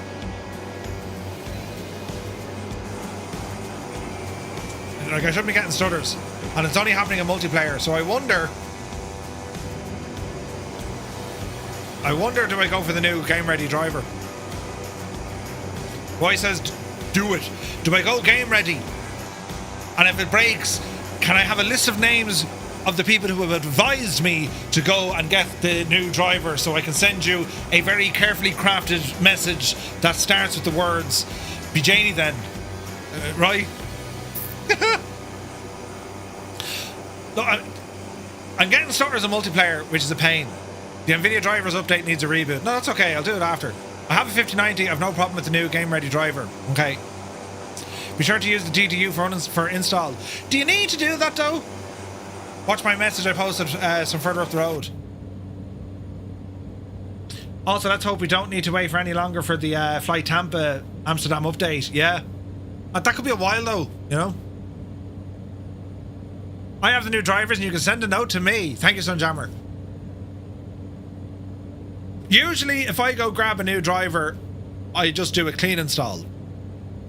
I tend not to go into the whole DDU stuff. Now, I can. For the extra few minutes it takes DDU, I think it's well worth it.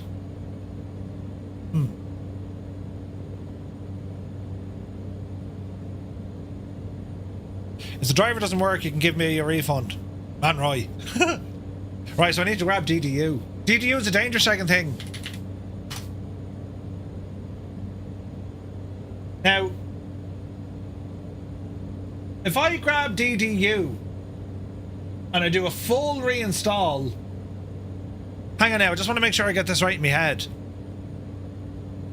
If I do a DDU uninstall do I just then reinstall the Nvidia app and then that'll horse in the new driver? Isn't that right? Or do I need to then just be 100% sure to use Windows Safe Mode? Here's my name. I already have a few thousand people give out about what I did to the computer, but they don't actually know my name. I'm just referred to bloody IT. Come on, Crotty.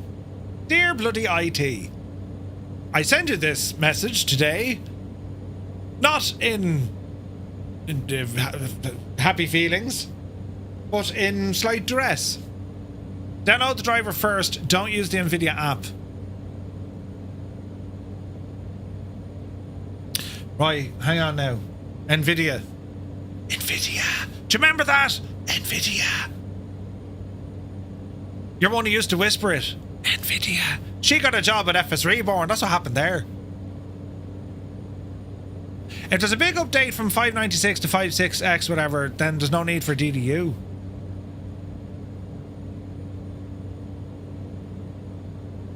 IT is a completely thankless job. We're only mentioned when things go wrong. Yeah. But to be fair, when things are going right, you aren't doing nothing. So we download the driver first. Right, hang on now, lads. We'll get into this. Select a category.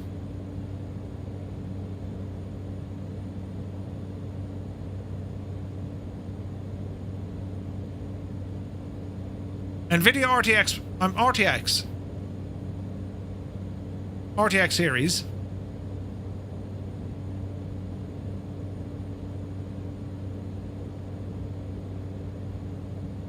Oh, mother of Jesus, Murphy. Get into GeForce. Naughty has a point. Listen! 5000 series. Yes. What's this crack? 5090, 5090D, 5090D version 2. What's this business? Is it not just 5090? Bloody hell.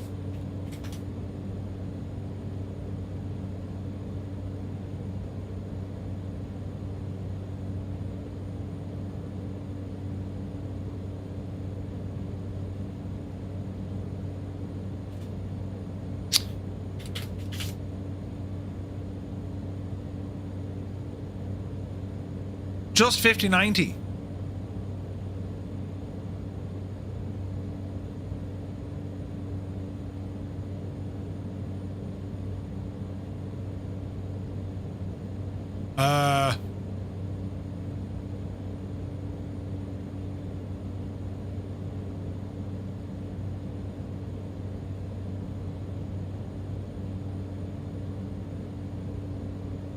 I'm not quite sure. Device hardware ID. No. It just says 50. The D stands for Dragon, represents a special regulation version. Oh, Chinese market, right. So we're just getting the 5090. Right, grand. Windows 10. Are you out of your mind? So, search for product 5090, Windows 11, find. Right, we're finding it now. This is great. Also, I've completely overflown the airport. We'll get back to that now in a second. Windows 11 GeForce Game Ready driver. Or the studio driver. So we want this one that was released 2 days ago. Is that what we're saying? Are we sure?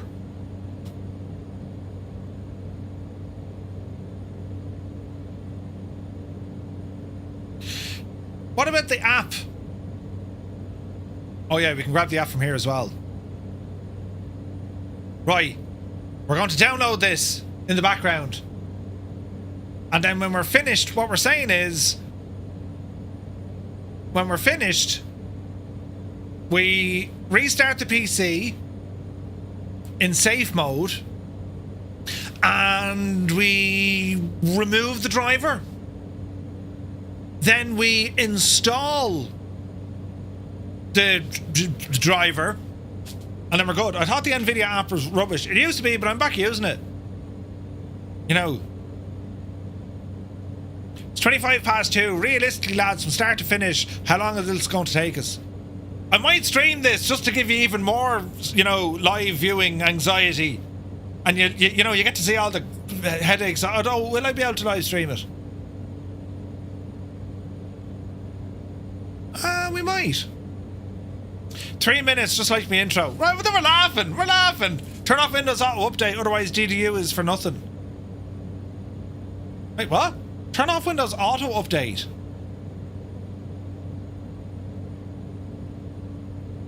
This is all getting very, you know. After installation of the driver, go to Graphics Global Settings, then in the shader cache, check the option and activate the automatic shader compilation to on. Then go 3 little dots and select the clear cache options, and after that, check the compile now option.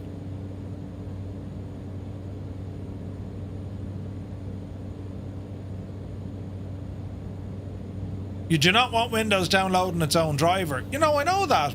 It won't do that. If I start in... That's a new feature. After you install it, go to Graphics Global Settings and in the shader cache check options and click automatic shader compilation. It'll install another old driver, so the driver will be shagged again. No, I don't think it will. If I go into safe mode, run DDU, that will then wipeth the graphics driver, stay there, and then install the new Nvidia driver. Well, the Windows won't care. No?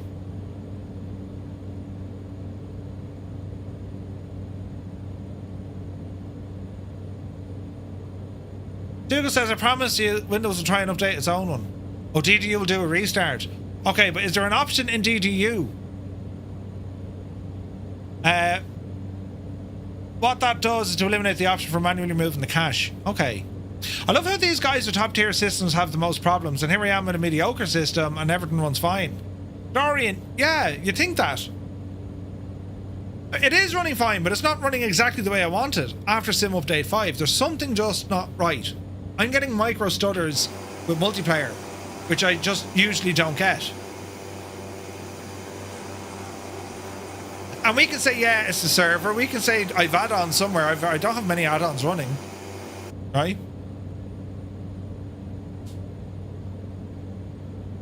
It's your mods. Define mods. Define exactly what it is with regards to mods. Where is the plane going? Autopilot off. All of them.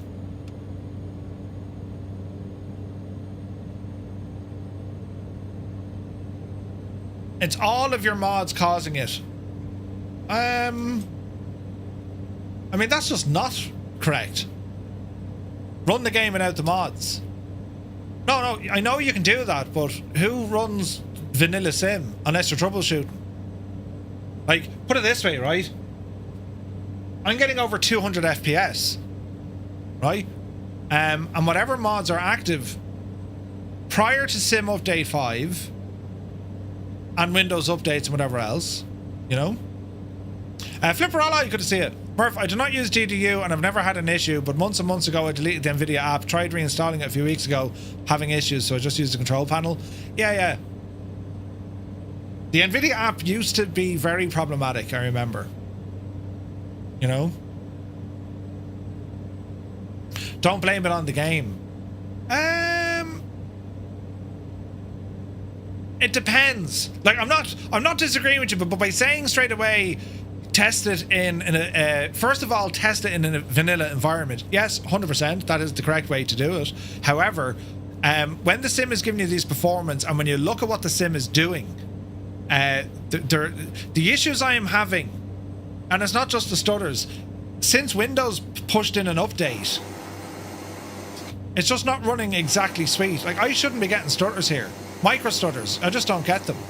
Now, I can fix them straight away by manually deleting the shader caches. That'll fix the problem until they happen again, and then I delete them again. You know, have you thought about taking up chess at all? Yeah, but I'm a black belt in chess, so I am. You know. Clearly an issue with 2024 is the only game I have that constantly crashes your GPU. Frame gen will mask a lot of stutters too. Yeah.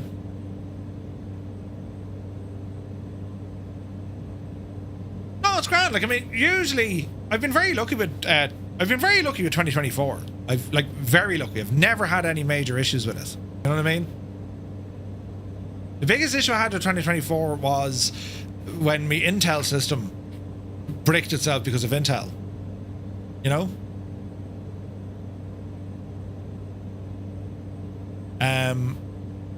The Nvidia app, to be honest, I'm not really using it. I find it very good for X-Plane because it has this fast mode or slow mode for rendering things. So I think there's a massive advantage using the Nvidia app when it comes to X-Plane. For Microsoft Flight Sim, not so much. You know? If they give you a proper SDK, it does have a proper SDK. Granted, inside the SDK it crashes all the time, but it's the SDK does work. It could be a lot better, don't get me wrong, but it can work. Safe mode is fine for drive removal, but not all Windows components are loaded, which could have issues installing your driver that's expected to be installed in non-safe mode. Your mileage may vary. Yeah. I've done studies, you know. Well, look, that's working. 60% of the time, it works. Every time. Wait now, does that mean my screen has magically turned back on behind me? It did! It's working! Brilliant! Zit fixed it. Hang on a second. I need to go to this other screen now in a minute. Gibbo, you're going to be absolutely delighted with life. Where's the shagging runway? Oh, it's up here. Gibbo, this is great news. That means the other cat is working again. It magically just turned back on. This is great news. Zit fixed it. Good man. The Nvidia app is greatly improved. Couldn't be bothered now. The moment is gone. Ah, no! No. One miracle a day. Yeah. I mean, who has time for all this messing around? Yeah, exactly. My thoughts exactly. We don't have time for this messing around.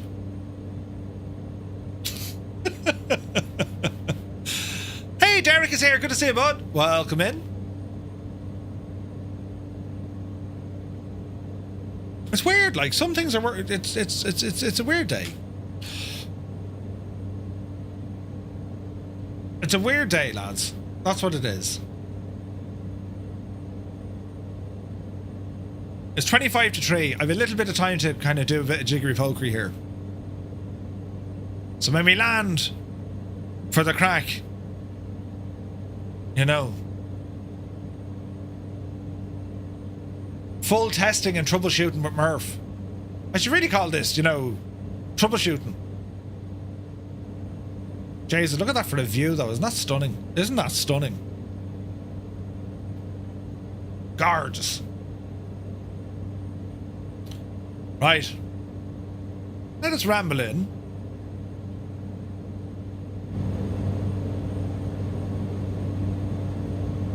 Easy now. We're a little bit high. We're a little bit to the right.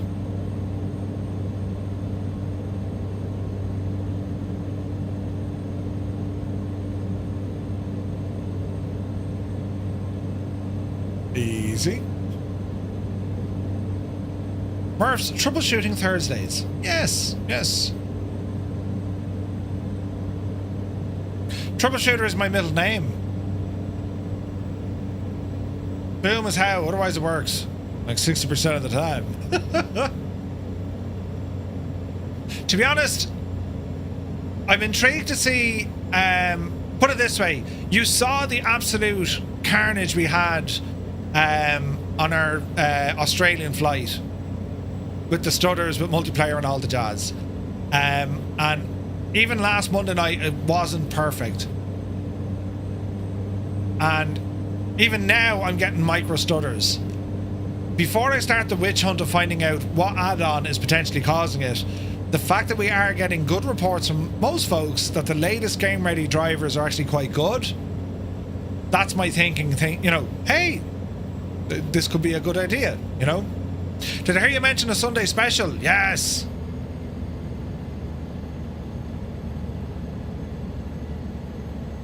You see, I've never done any of that messing with different preset models, Angry Bee. I've never gone into that. Do you know? The update for Xbox? Yeah, hopefully that comes real soon. Alright, power to idle.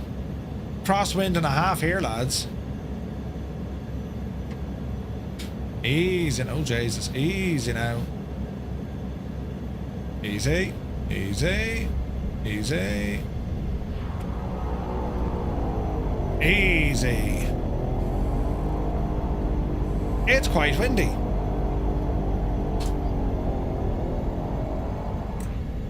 Right, how about it? Flaps in. Unpaid testers, yes, 100%. Or are you using add-on linker to check it out? Why not disable all the mods? I use a little bit of add-on linker, and then a little bit of the sim itself, and I have other stuff running up here. What's that off? I have GFX as well, so like it could well be loads of different things. But sure, listen, lads, it's grand, it's totally fine, it's nothing to worry about, it's grand, you know. Just look at the lovely runway turn-off they have here.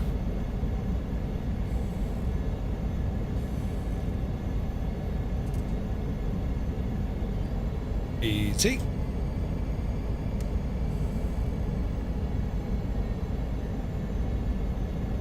Alright. Very different weather up here, isn't it? All of a sudden. It was absolutely clear blue skies, and then all of a sudden, well, there's rain on the way. There's a wild sun jammer. Okay. I'm excited to go testing this stuff, lads. Are we ready? Will we do this for the crack? Are we go on for the absolute crack? Right? Now, is there something you're telling me in Windows I need to set for this? DDU has... I better leave this on the desktop. Right. So you need to go there. And... you need to go over there. He'll be on for the night. Unpack DDU before use. Yeah. So there's the ticket there. Right.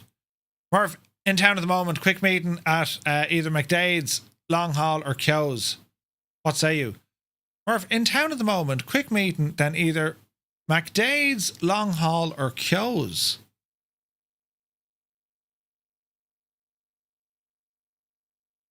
Are they pubs, Gibbo? McDade's is a pub. Long Hall or Kyo's?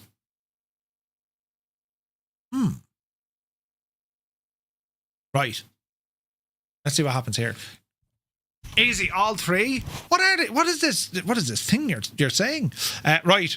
This is going to be hilarious now. So, first and foremost, Gibbo, you can try that command and see if my screen works. Right? Call himself a dub. What part of Dublin are you in? McDade's, Long Hall or Kyo's? What? Gibbo, it works.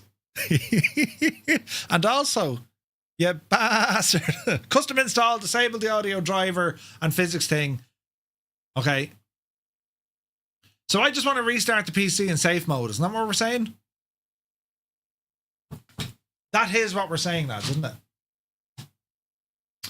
it? Goes on air. Goes Nevergraph. And let's see what happens.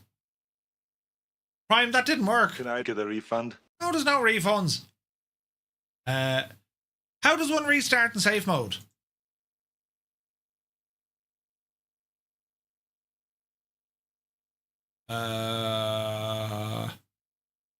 Jesus, Windows 11, it's been a minute. Hang on, I need to go to my other screen now. To restart in... Am I getting this right? MSconfig.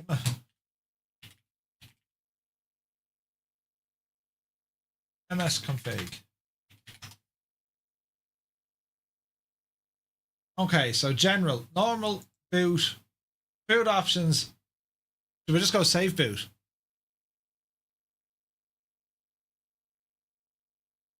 Take the PC, hang it out the window to scare it into safe mode. Ah!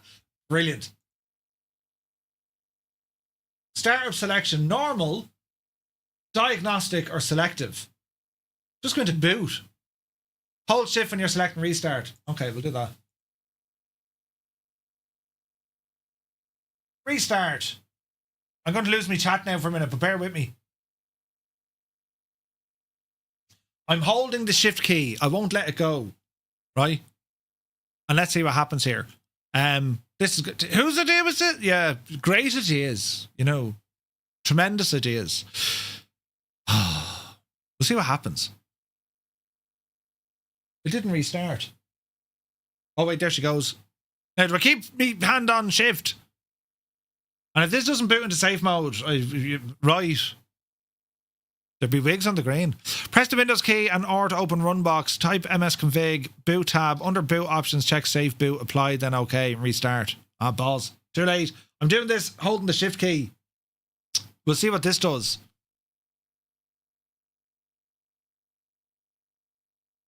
Not doing a whole lot now, to be honest, but we'll see. And there's a good chance it'll appear on the wrong screen. You know. We'll see, but give it a minute. Troubleshooting. Well, we're not really well, it's not broken yet. It will. Then we'll troubleshoot. See, it's on this screen now, look. This is mad, Ted. Mad. And then all my hardware needs to turn on.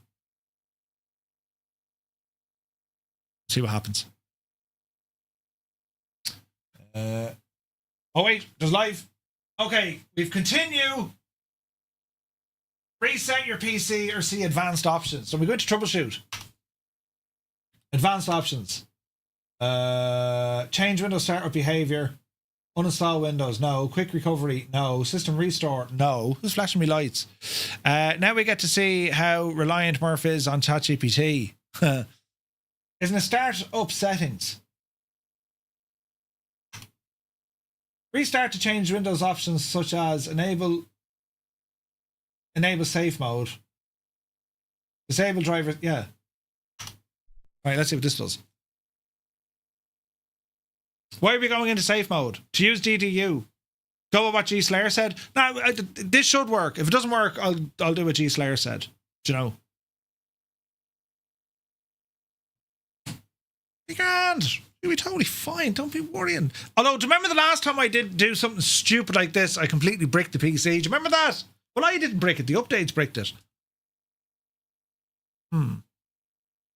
This is only because we're going with DDU. I would usually never bother with DDU. But if we did want to get all the stuff out the way, right, press a key, enable safe mode. Now, do we want safe mode with shagging networking or command prompt? Just safe mode. Right. Safe mode it is. Murph, do a BIOS update when you're at it. No, never again. Ever in the history or the future of what Murphy's going to do, there will never be another BIOS unless I can avoid it. If I can avoid it, you know. Thankfully, AMD BIOS with this chipset is way easier. But bloody hell, the last time... Remember I did that? It shagged the whole thing. And I'm trying to think why it went so bad. You know what I mean? Right, I'm over here on a different screen. You can't see it now because my Elgato just says no signal. But sure, listen, this is troubleshooting. Now, so the first thing we're to do is what exactly? DDU, isn't it? Why in the name of crap did they move everything? Right, it's over here somewhere. DDU. There's the graphics card, and there's DDU. Now, have I to do anything in Windows to say don't install anything else? You know what I mean? Jays, we just got a massive raid from Tony. Welcome in, lads. I'm here doing technical stuff. Ah, brilliant. It's grand, though. It'll be fine. Hope you had a great stream. Welcome in, lads. Yeah. We're having fun with this now. There's nothing better on a Thursday afternoon than to test just how good Murph's backup strategy really is, right? You know what I mean? Tony, welcome in, buddy. Jesus, there's buttons here everywhere. Loco Hombra 5 gifted tier 1 subs to the community. Thank you very much. The man is a legend. Thank you very, very much indeed. So I'm just trying to figure out, have I to go in and turn something off with Windows? Or I can just run, hang on. Let's run this DDU uninstaller. Double click.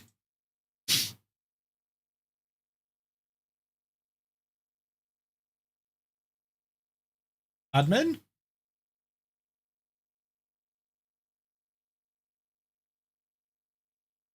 Okay, this is funny.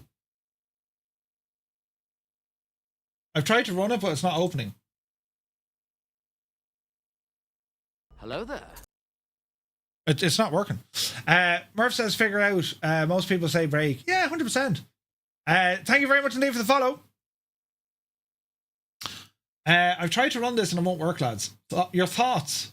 DDU version 18.1.53. Double click. Nothing. Open. Nothing. Yeah, it's unpacked. It's 100% it's unpacked.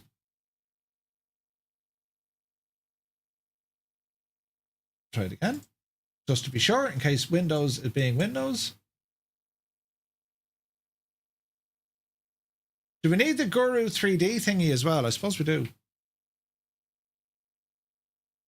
Okay. Ah, now it's working. Look at that. Even the Windows extractor wasn't working right. That's friggin' nuts. Right, extract to desktop. Extract. Display driver uninstaller. Right, here we go. This seems to be the first time you've launched this. Say 2 Hail Marys and wait. Before using, know the following. Depending on your problem and configuration, it could help you to make these. Yeah, right, Grant. Right, remove present and non-present monitors. I imagine, lads, we're just keeping this on default settings. Yes? Advanced options. Enable safe mode. No. Prevent downloads from drivers, Windows updates when Windows searches for drivers. That's the button we wanted to press. Windows device installation settings have been changed. Grand. Okay. So select device. What we're doing here is GPU, Nvidia. Now, it says clean and restart. Right? We can say clean and restart. Uninstall the current and previous drivers, then restart the computer. That's what it says, highly recommended.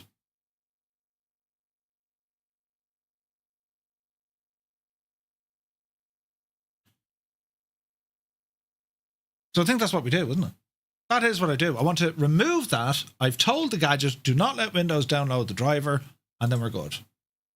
Okay, executing setup API remote. Please wait. This might take a few minutes. If you get bored, just sit there and look like a muppet. Right, it's doing a thing, right? Did you also check to prevent Windows installing the default driver? Yes. Yes, it did. Okay, starting registry cleanup. Executing setup API. Remove audio controller. Right. That's grand because Nvidia will put all my stuff back in. Grand, totally fine. Right, you can't see what's happening, but I can assure you it's doing stuff. Monitors and hidden monitors removed. Right. Setup API remove complete. Okay. Cleaning directory. Driver store clean complete. Restarting. Right, lads. Squeaky clean, yeah. She's going to be absolutely lovely now. We hope.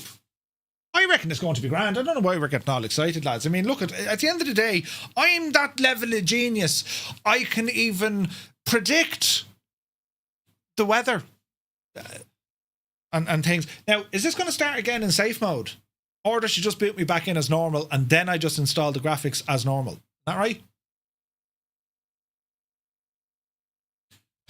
I think that's what happens. I guess he does all this in his gaming computer. Yeah. Tony, hope you're well, buddy. You might have to do Windows reassign the monitor numbers. That'll be okay. That'll be okay. Yeah, that's okay. In normal mode, huge icons. Yeah. All right. I prefer being able to just wipe the OS and start fresh. Jesus. But like that's extreme.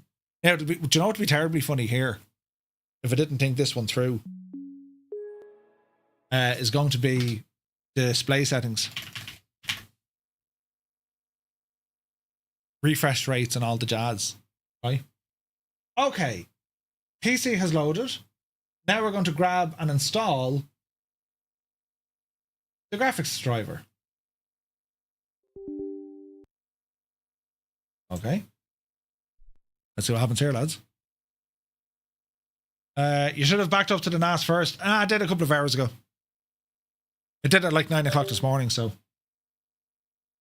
Let's see here now. Please wait while drivers are saved to your computer, and then the driver installation will start. Okay. Nvidia. So do we want the graphics driver and Nvidia app? Yes, I want the app as well. Agree. Do you want a custom? Yes. Now, do we want the HD audio driver? Yes. Perform a clean installation. Yes. Right, let's see what happens.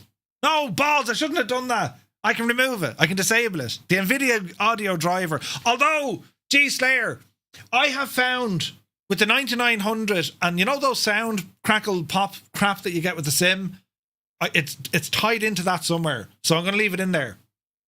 You know, why do you want it? Because the sim acts the devil. And I'm almost certain with either the 9900 or, I don't think it's the 5090. I think the 9900, if I disable one and run the other, it works out better. So let's see. The good news here, lads, it says it's installing the graphics driver. Right. And it's about halfway through it. So we'll give it a moment. Naughty Gnome, that's hilarious. There's a picture of Naughty Gnome on the beach and he censored his toes.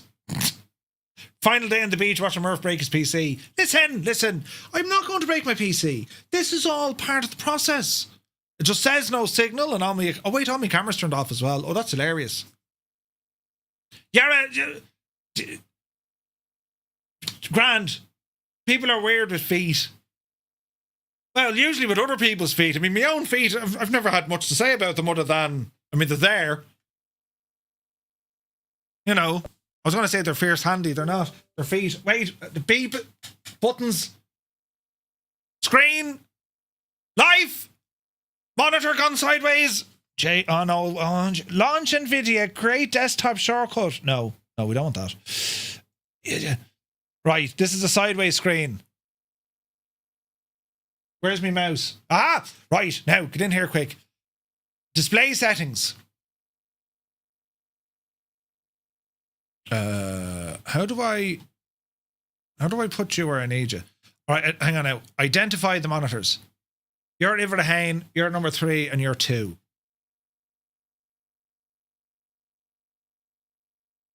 Oh, Jesus. Right. Number 4 goes there.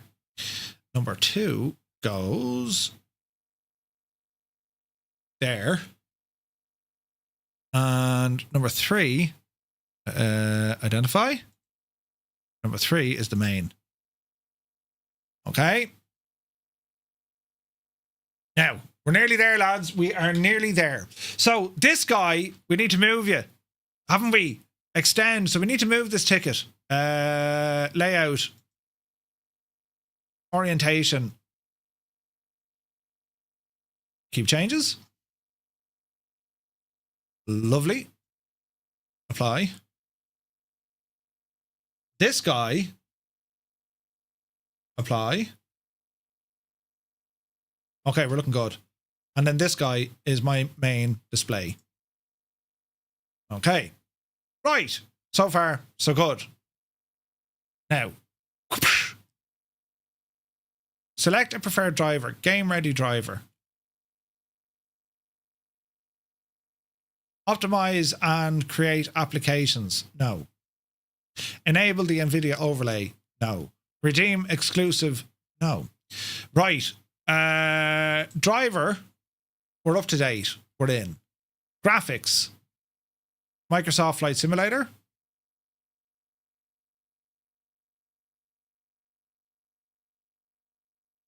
Global settings. Power management, up the hill. Okay. Now we're getting somewhere, lads. We will now go back into you and get my chat back. And we'll get our websites back. Restore, restore, restore.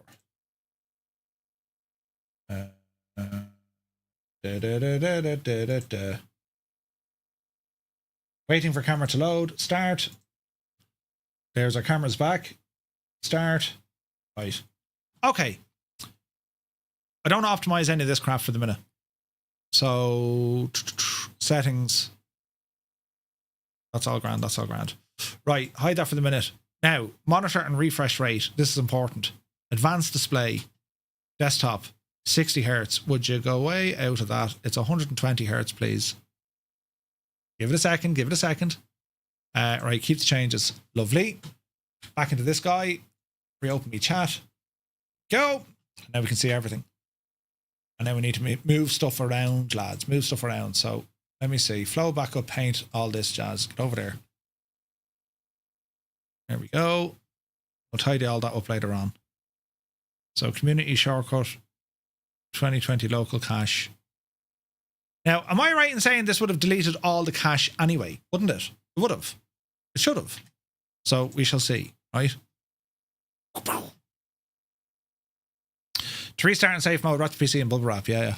Okay, right. That needs to catch up with the chat, but we should be okay. We're still live, aren't we? We didn't break it. Just because I missed it is the reason that Murph has done this. No, not really. Right. That's all grand. 3840 by 2160. It's going through my Elgato, and that's all grand. Display. And we're not using HDR because it upsets the sim a bit. Right. Okay, that's all grand. I'm happy now with me screens. Next up. In terms of performance and otherwise, DLSS swapper, would this have lifted out anything? Shouldn't have. No, so we still have 10.6. Okay. And then back through Nvidia's app and also this gadget, we'll open up the L control panel here. Yeah. And while we're here, we're going to do one of those. TTM mode enabled. We're going to do one of these. Let's see what happens now. Right, that's working, that's working, and that's working. All righty then. Now, if I go to settings specifically then for X-Plane, right? So if we go down here to X-Plane. Oh, look at that. It didn't find X-Plane. That's interesting, lads. That's interesting. We need to add a program. Sort and filter, optimize all. Add a program. So we need to find X-Plane.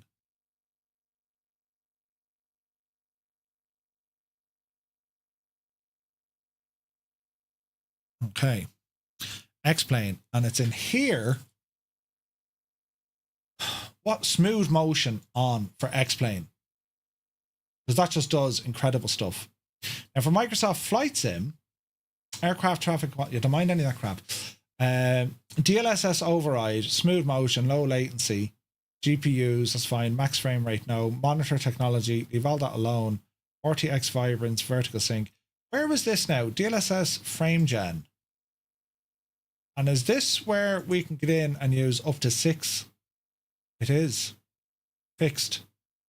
Let's give it 6. Let's just see what this does to the sim.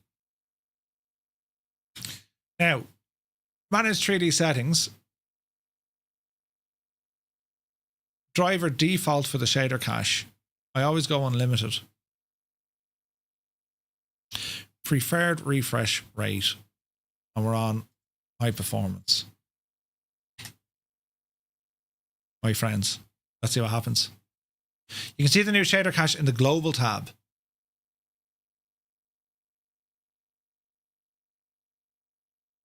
I don't see it.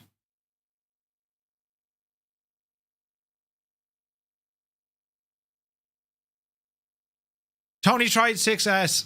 or 6X. You had some crazy artifacts? Okay. It's in the Nvidia app. Okay. So, global. Power man. Oh, shader cache default. Ooh! Unlimited. Automatic shader compilation. Automatically rebuilds DirectX shaders while your system is idle, reducing frequency of gain runtime compilation. So we turn that on. That's a handy new feature. Let's see if it works though. Okay, this is coming to life. And that's coming to life. 3 dots. 3 dots. It's 3 dots.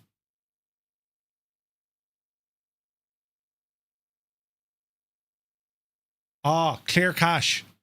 Or compile now. What would you do, G-Slayer? Do you compile it now or clear the cache?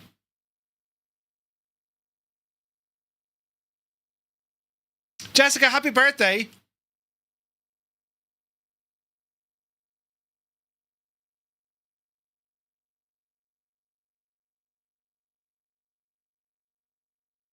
Okay, that happened pretty quick.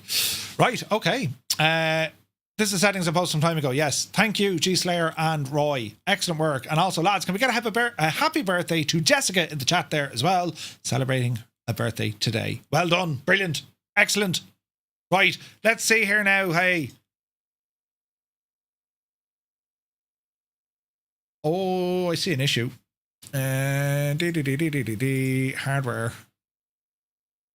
IQ. Ain't reading something there, Chief. Dashboard.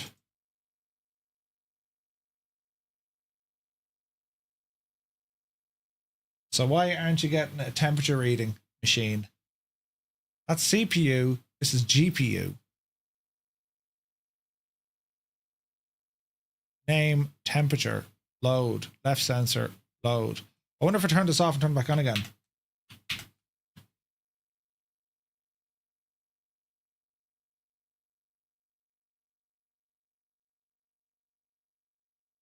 Right sensor, GPU 1 temp, unavailable. Don't like that.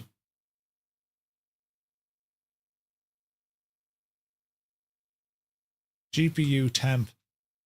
They've lifted that off. See that? Right sensor.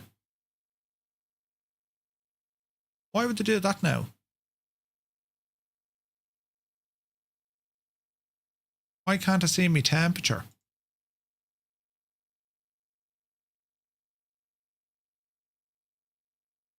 Your thoughts on this one, lads, no?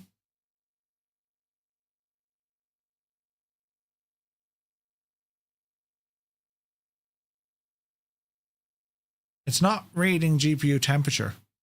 Uninstall IQ. Well, I can't. I use it for the Xenon. You don't need it.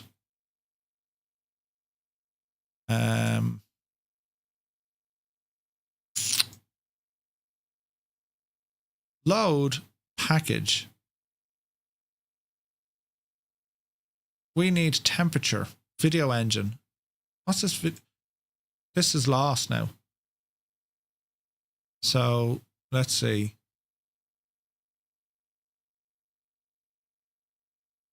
I likely need, or will likely need a restart after the drivers, possibly.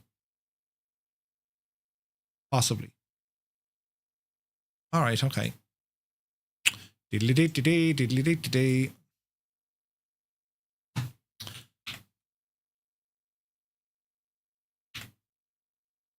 Yeah, that's a good one. That is. That fella go. Why doesn't now this lad? Where are you?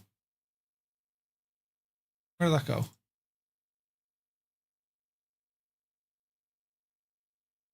Okay, I'm after losing him. Wrong button.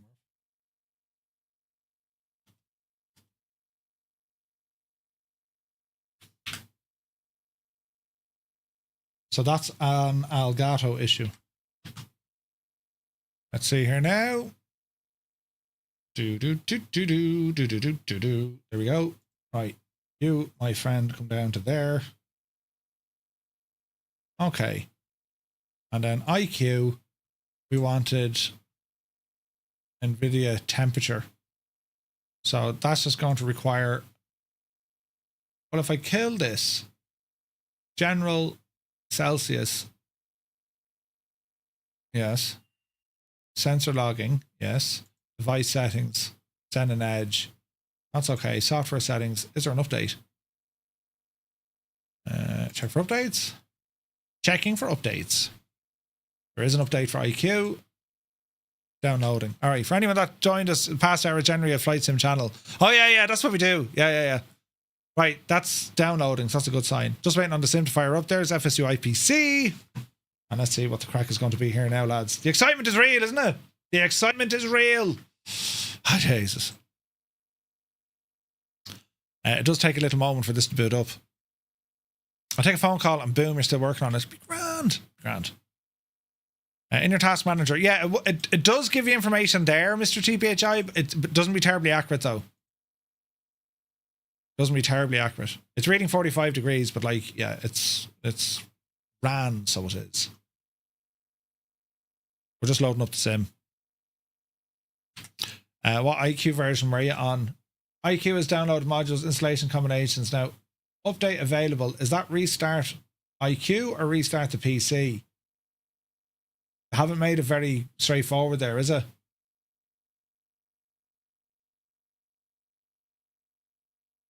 Let's leave that to one side. Right, into the sim. Now, cam our cacks here for a minute. 4 or 2. So the sim will only get you go as far as 4, look. That shouldn't be an issue. Global rendering. That's where I left it. Save. Flight. That machine. And we'll go down to where we were.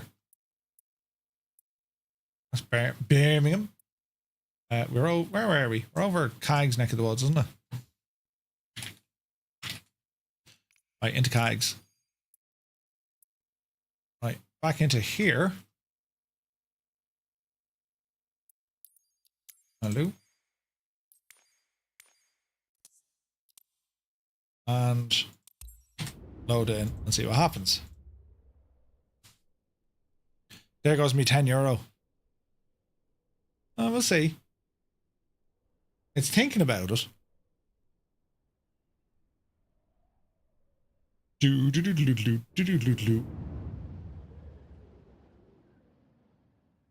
Okay, let's see what happens.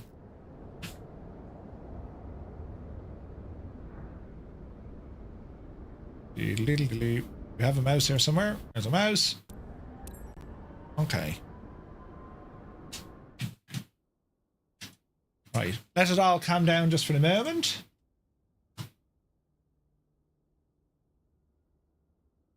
Let's see what happens here. Okay, so we want frame rate. So here's one for you. When I last loaded this in, I was getting up to about 200 FPS. You remember that? When we were last here, we were getting about 200 FPS.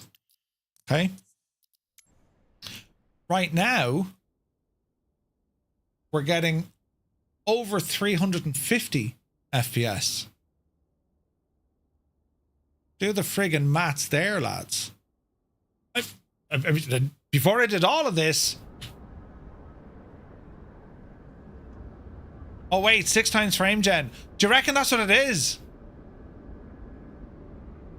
Is that the extra frame gen, Tony? Ah, maybe that's what it is. How do I know if that's actually working though?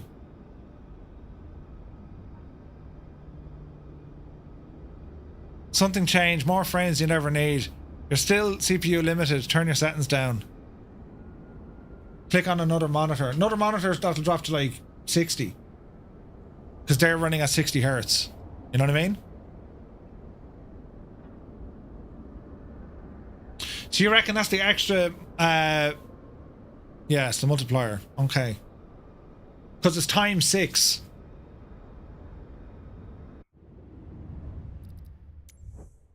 Right. Last bit of science. We'll exit the sim. And we'll leave this guy alone. This guy is what we want. So if we go into graphics, global settings. No, it was Microsoft Flight Sim. Program settings. Microsoft Flight Sim. So we say fixed multiplier times 6. If we leave it global, default, apply. Frame generation mode, presets were updated. Right. So if we leave all this there and then restart the sim and then just get a read on, come on, sim, shut down. We'll load back in again just to get an idea. Yeah. The sim is still running. Turn off, you div. Right. And let's see. If we're back down to the 200s, well, then we know exactly what it was, right?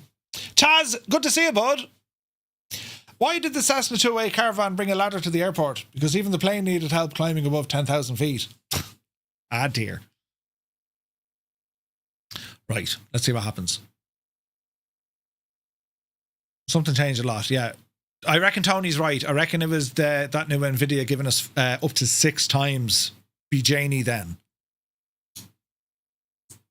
Which is where the advantage of the 50 series cards really comes to light. That's not available on the 40s, I don't think. Do you know? So yeah, this will be interesting. I'm here till I have another few minutes left. This will be worth the a test just to see. You know what I mean?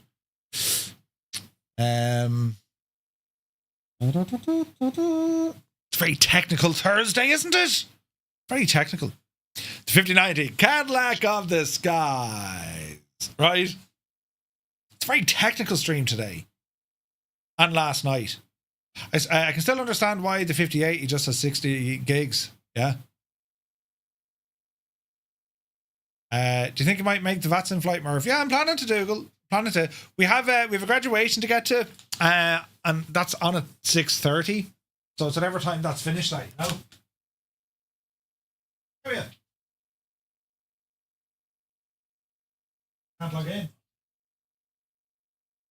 Oh.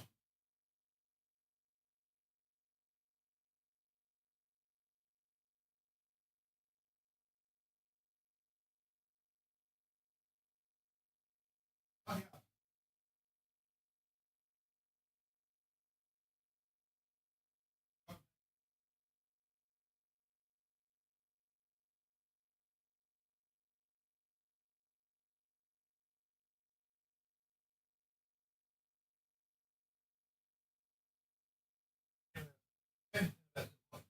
All right. We're not alone, lads. We're not alone. My dad's having PC issues as well. It's brilliant. The whole world is having technological issues today. Brilliant. Oh, Jesus. If I use 2 times, if I go 3 or 4 times my frame time and jacks way up. Yeah, no, it'll be interesting to see. As I said, I imagine that like that 300 frames, like that's just 6 time frame gen. That's, you know, that's as Tony was saying, like that's kind of where that's at. You know what I mean? We'll wait and see here now. But yeah, GPU driver timeout. Dougal, that is so very strange. A GPU now it's an AMD graphics card, so I couldn't tell you. I just couldn't tell you. I have not used an AMD graphics card in years. You know. I'm around 80 FPS in Flight Sim. I'm a happy camper. Yeah, that's quite good. Scan PC disagreed to an RMA. Very strange. That's your 3rd GPU now? It's got to be, well, when I say it's got to be, it's outside of the GPU, or your 2nd. It's your 2nd. Now, you could be just unlucky. 3rd time's the charm and all that. Like, it could be your power supply unit and your motherboard, as in a combination of the 2. Maybe, maybe not. But if it only happens in Microsoft Flight Sim, that's where the whole thing starts getting very strange, you know? That it's weird. Like, I could not get the Pimax VR headset working in Microsoft Flight Sim, the newer one that they sent me, right? Couldn't get it working. As soon as I enabled VR, crashed.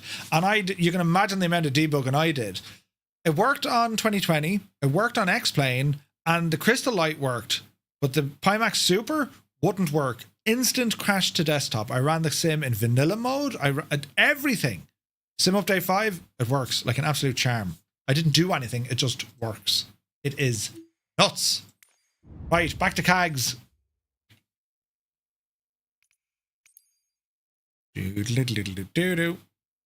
Sky Camry is here. Good to see you.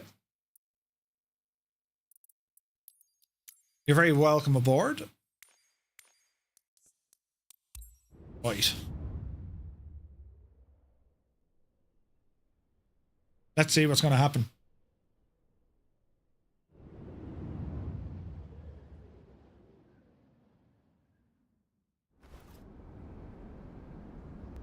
Hello there.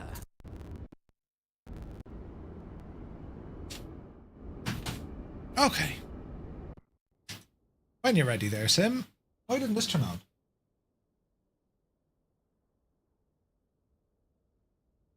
Yeah, there's something... The sim is froze. There's something not right in the realm.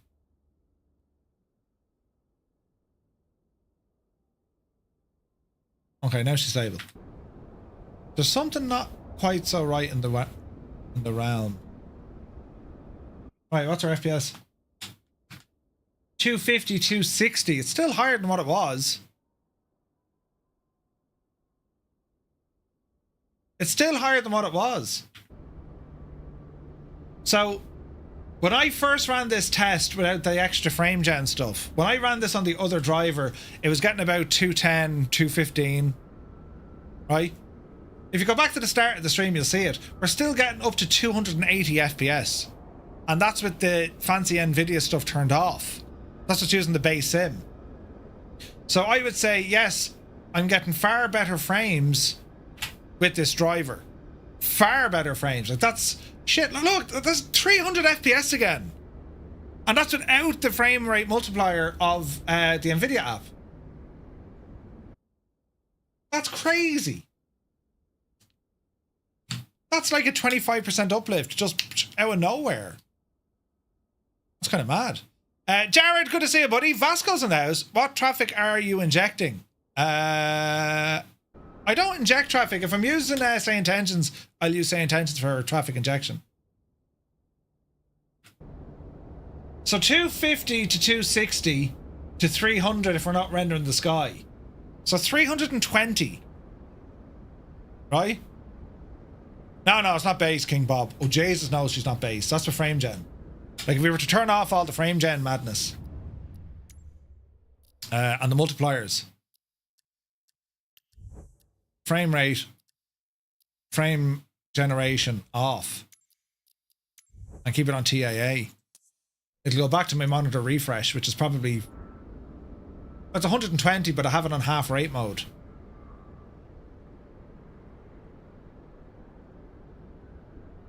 I've locked that to half the refresh rate. So, where is this now?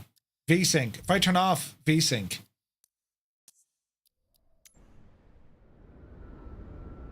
it's still got about 60. But I'll get screen tearing and all that jazz now in a minute as well. You know? Right, get in here and tidy up. So we're going to say max frame rate 60.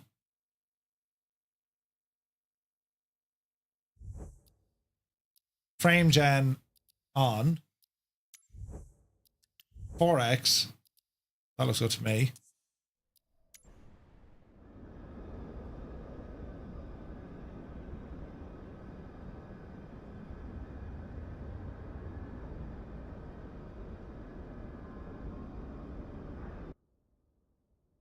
No screen tearing. You shouldn't get screen tearing unless you have turned off G-Sync. Nuljarn. Now, I'll tell you where I'm at. It's a 120 hertz monitor being fed through a Elgato capture card being reduced to 60 hertz on OBS. You'll get screen tearing no matter what way you do it. With the Elgato card I have now, it has a higher variable refresh pass-through. Hence, there shouldn't be screen tearing now. But prior to that, you used to always get it, you know? Is it troubleshooting if you don't have actual problems? No. Right, 230 frames, which is ridiculous. Let's go back out and turn back on the Nvidia stuff because I'm intrigued. Because I wasn't getting any weird artifacts. Tony was saying he was getting some artifacts. Right, kill the sim because I'm very impatient. And then back into Nvidia.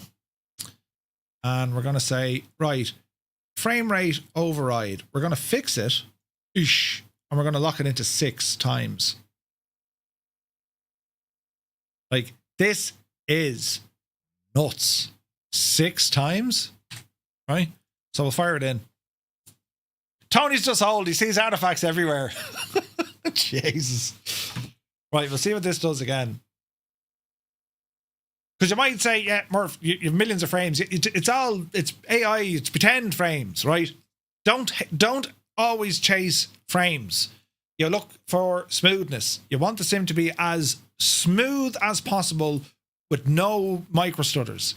You can have a buttery smooth sim and be at 30 FPS, for example, right?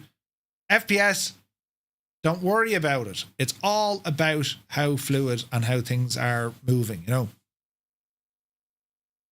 Even if you close it, I feel I still have to close the task. Takes a little bit. It does fully shut down, but it takes like 5 minutes. Because it's all server stuff. That's why it takes so long. You know. But we'll see. Be interesting to see now what this does. Sim Update 5 has new experimental AI offline traffic. I know they were fixing some of the model and some of the scheduling stuff, alright. But yeah, not quite sure. Smooth as the back of the head. Back of my head. Wait. Not that smooth. Well, no. Smoother. Much smoother. I have loads of hair there, you know. Do you find the extra latency with frame gen affect inputs? No. No. Absolutely not. I've never had an issue with latency. Not with a flight sim. If you're playing Call of Duties and all this sort of crack, yeah, you'll see it. But not with a flight sim. It doesn't need... it just doesn't need that micro latency stuff. You know what I mean? But this will be interesting now, as I said. We fired it up and we were getting the 220s to 250s and 60s and about 300 without rendering the sky. So in the 6 time frame gen, which if the machine can handle it and it's just kind of looking at us thinking, sure, isn't this terribly handy? Why not use it? If you have it and it doesn't cause any visual issues, why not use it? Is it going to give you smoother performance? Can you crank the graphics up even further? That's my goal, to try and give you guys the best visual experience you can get, not including me head. Right? Yeah. Murph, keep in mind that you alter the settings in the Nvidia app, it overrides the swapper settings and the other way around. That's okay, right? Yeah, understood. That's okay.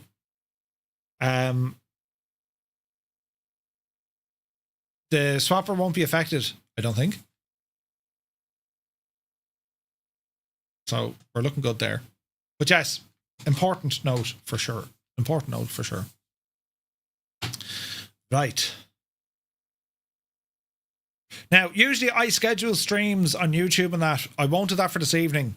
Because I don't want to have a stream scheduled and then I just don't show up. You know what I mean? So, as I said, we got this graduation at 6:30. I'm expecting to be finished around 8 o'clock. And then back here and then go flying. That's my plan. However, it's a family thing, so I can't be rushing people. So if it's a case that, for whatever reason, if it's a case I can't get back at that time, the flight we had planned for tonight, we'll just do it next week. We'll just do it next week. Maybe on Tuesday again, because the trucking servers, I want updates from ProMods before we get back into trucking. Do you know? Right. Start. In we go. Back to CAGs.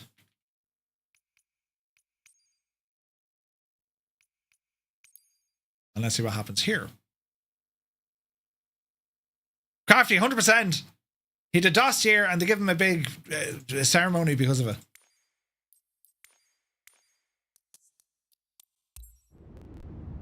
Let's see what happens.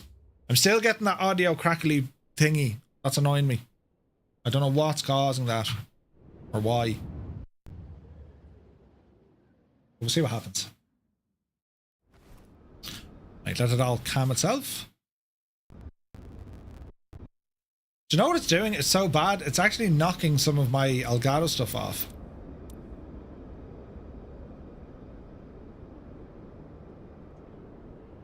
Weird, man. I get that when I stream or if only when streaming. It's weird, isn't it? Okay. Calm yourself now, Sim.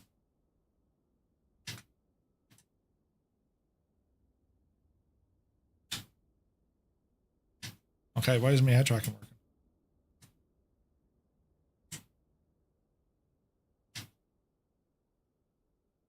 Head tracking doesn't want to work.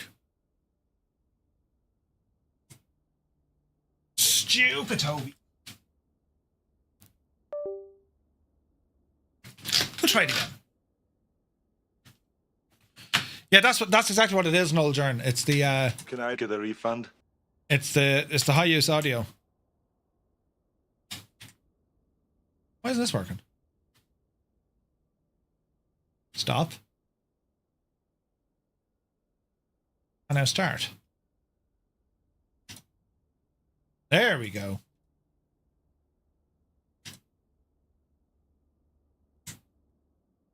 There's proper head tracking now. Right, grand, we fixed that. Right, next on the agenda there, Tom, is FPS. Holy crap. So it's the extra bit of frame gen. So we're up 100. It's giving us an extra frames. And then it just limit. That's it. She's peaked. Won't go any higher. So we're saying about artifacts and otherwise. Are you guys seeing any weird artifacts? Is it butterly smooth? Movement and all that jazz? No issue? Is there an issue? Is there a loss of quality or clarity?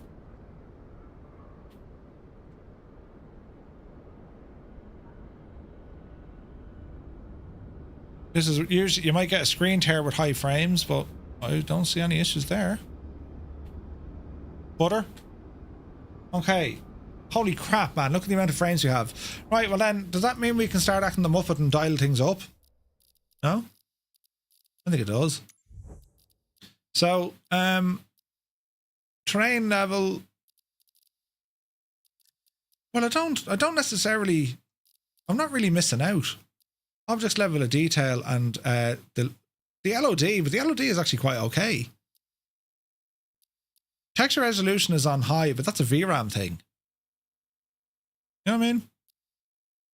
Try different times a day. Yes, we will do that. Like, there's nothing there I need to like visually. I think that I don't need to tweak it with the sim. I can change this crack. Render scaling, no. The sharpening, I don't want it too sharp. It's at 50. We'll go 100.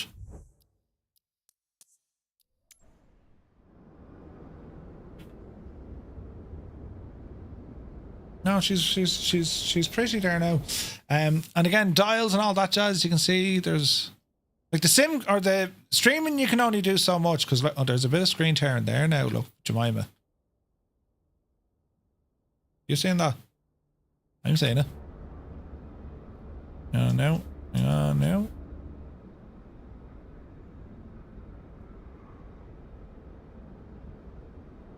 Is that just frame gen? That's just frame gen.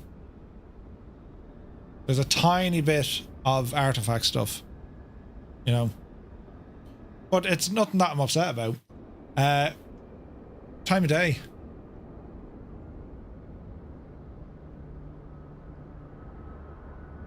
Night.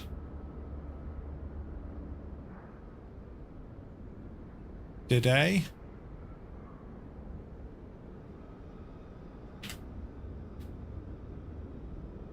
Bring this for a bit of a jaunt. Little artifact ghosting is normal. Yeah, that's something we're looking at. On a TAA, I mean, you can really dial it down, you know. Right. What do we want to do here? We want to do a bit of messing.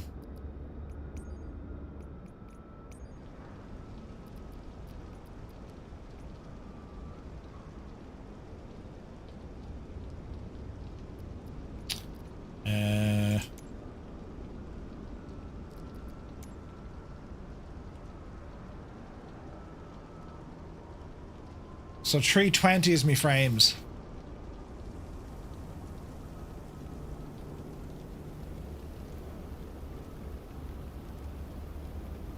Do we have like a nice kind of a view angle?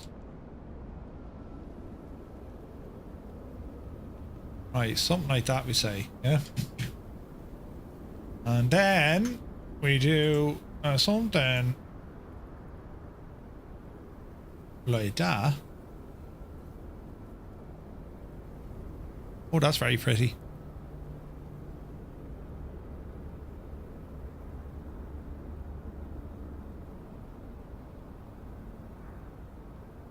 And that's all coming across as expected. Jay's bit of lightning there.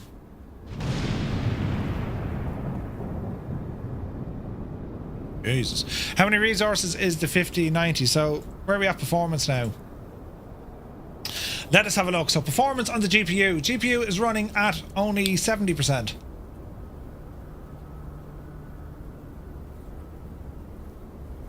CPU running 50%. We're using about 35% of our RAM. That is absolutely friggin' nuts. Look. Nuts.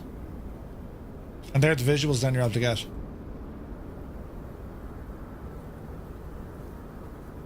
That's just friggin' mad.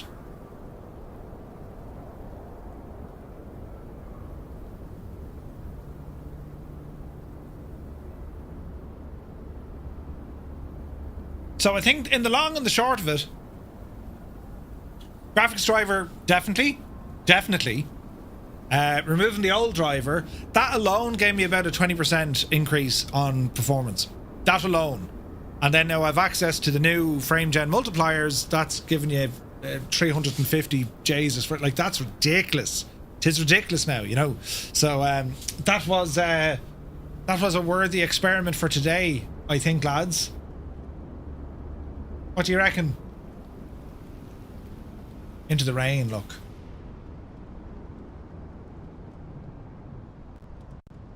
Which driver version was it? Hoban? The most recent one. The most recent game-ready driver. It'll be very interesting to see what this does in the group flights. I 100% agree. It's going to be very interesting to see what it can do. But like in terms of the clouds and shadows and lighting and all the jazz, I think this looks pretty good. I think we look pretty good.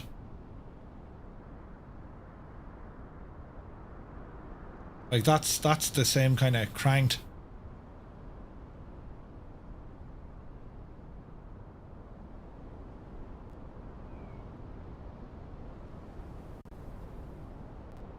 CPU is spiking a little bit.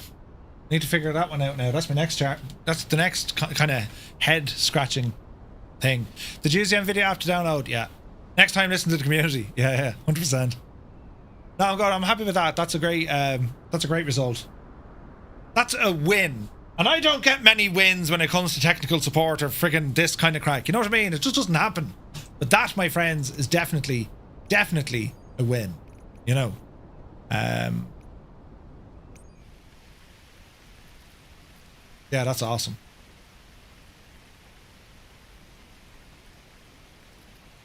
And again, like, there's other stuff I can do that'll, like, really mess with it.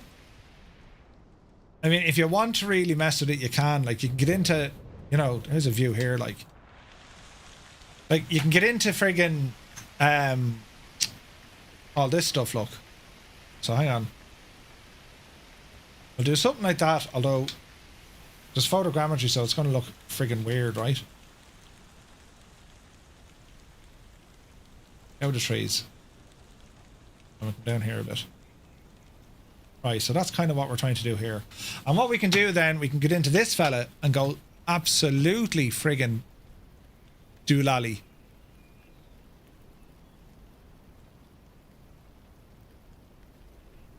Like, that's where you can turn it into, like, a game.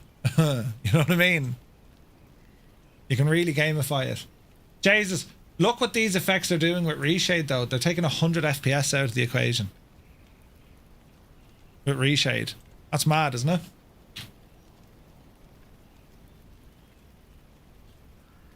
I'll have to go back up to 300 then. Right, so turn that off. Off.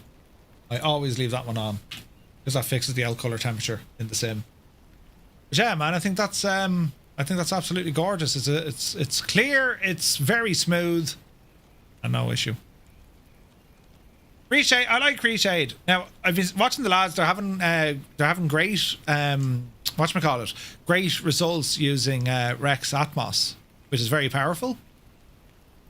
But yeah, man, I think that's freaking cool looking. I mean, look at that scene. Look, for crying out loud, like, this is a flight sim. I always get lost. Like, it's a flight simulator, and look at the detail here with the world and like the lighting in particular. We can change that lighting a little bit, and it just gives you just a very different perspective. Look, like, it is class, absolutely class.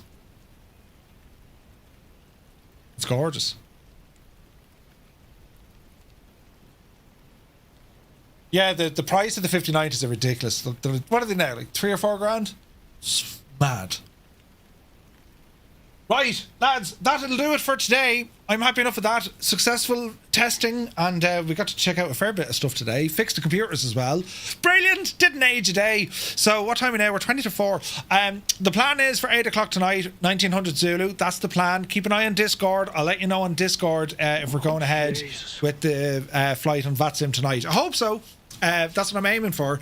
But worst case scenario, it's a family thing, so you know yourself. If not, worst case scenario, we're back tomorrow either way at 1900 Zulu time. We have a group flight in where are we going tomorrow? Indonesia, do you know? So I'm looking forward to that one. So I want to thank you all so very much indeed for well, just spending your Thursday with a complete Aegis breaking things. Thank you so much indeed for the raids. We got massive raids today, and thank you very much indeed, Tony. Really appreciate you dropping by, and very kind of you, and have a lovely evening. And for all the subs as well, you are absolutely nuts with gifted subs, lads. There I can do English. So thanks a million. These are brilliant and great. I'm going away there now. I have to restart this PC, and then I'll see what else I'll break. So until later on, you know, I'll still be here breaking things. Wish me luck. Bye now.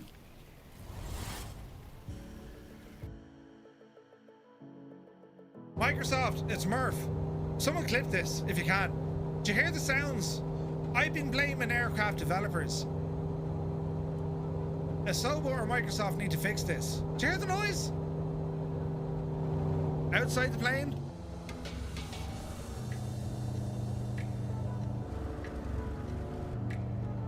You need to fix that, lads.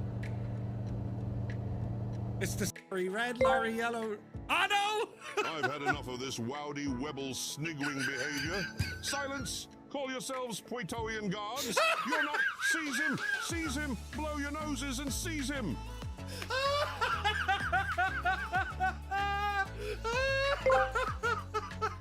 What did Spartacus say when a lion scoffed his wife? Nothing, he was Goldie Ada.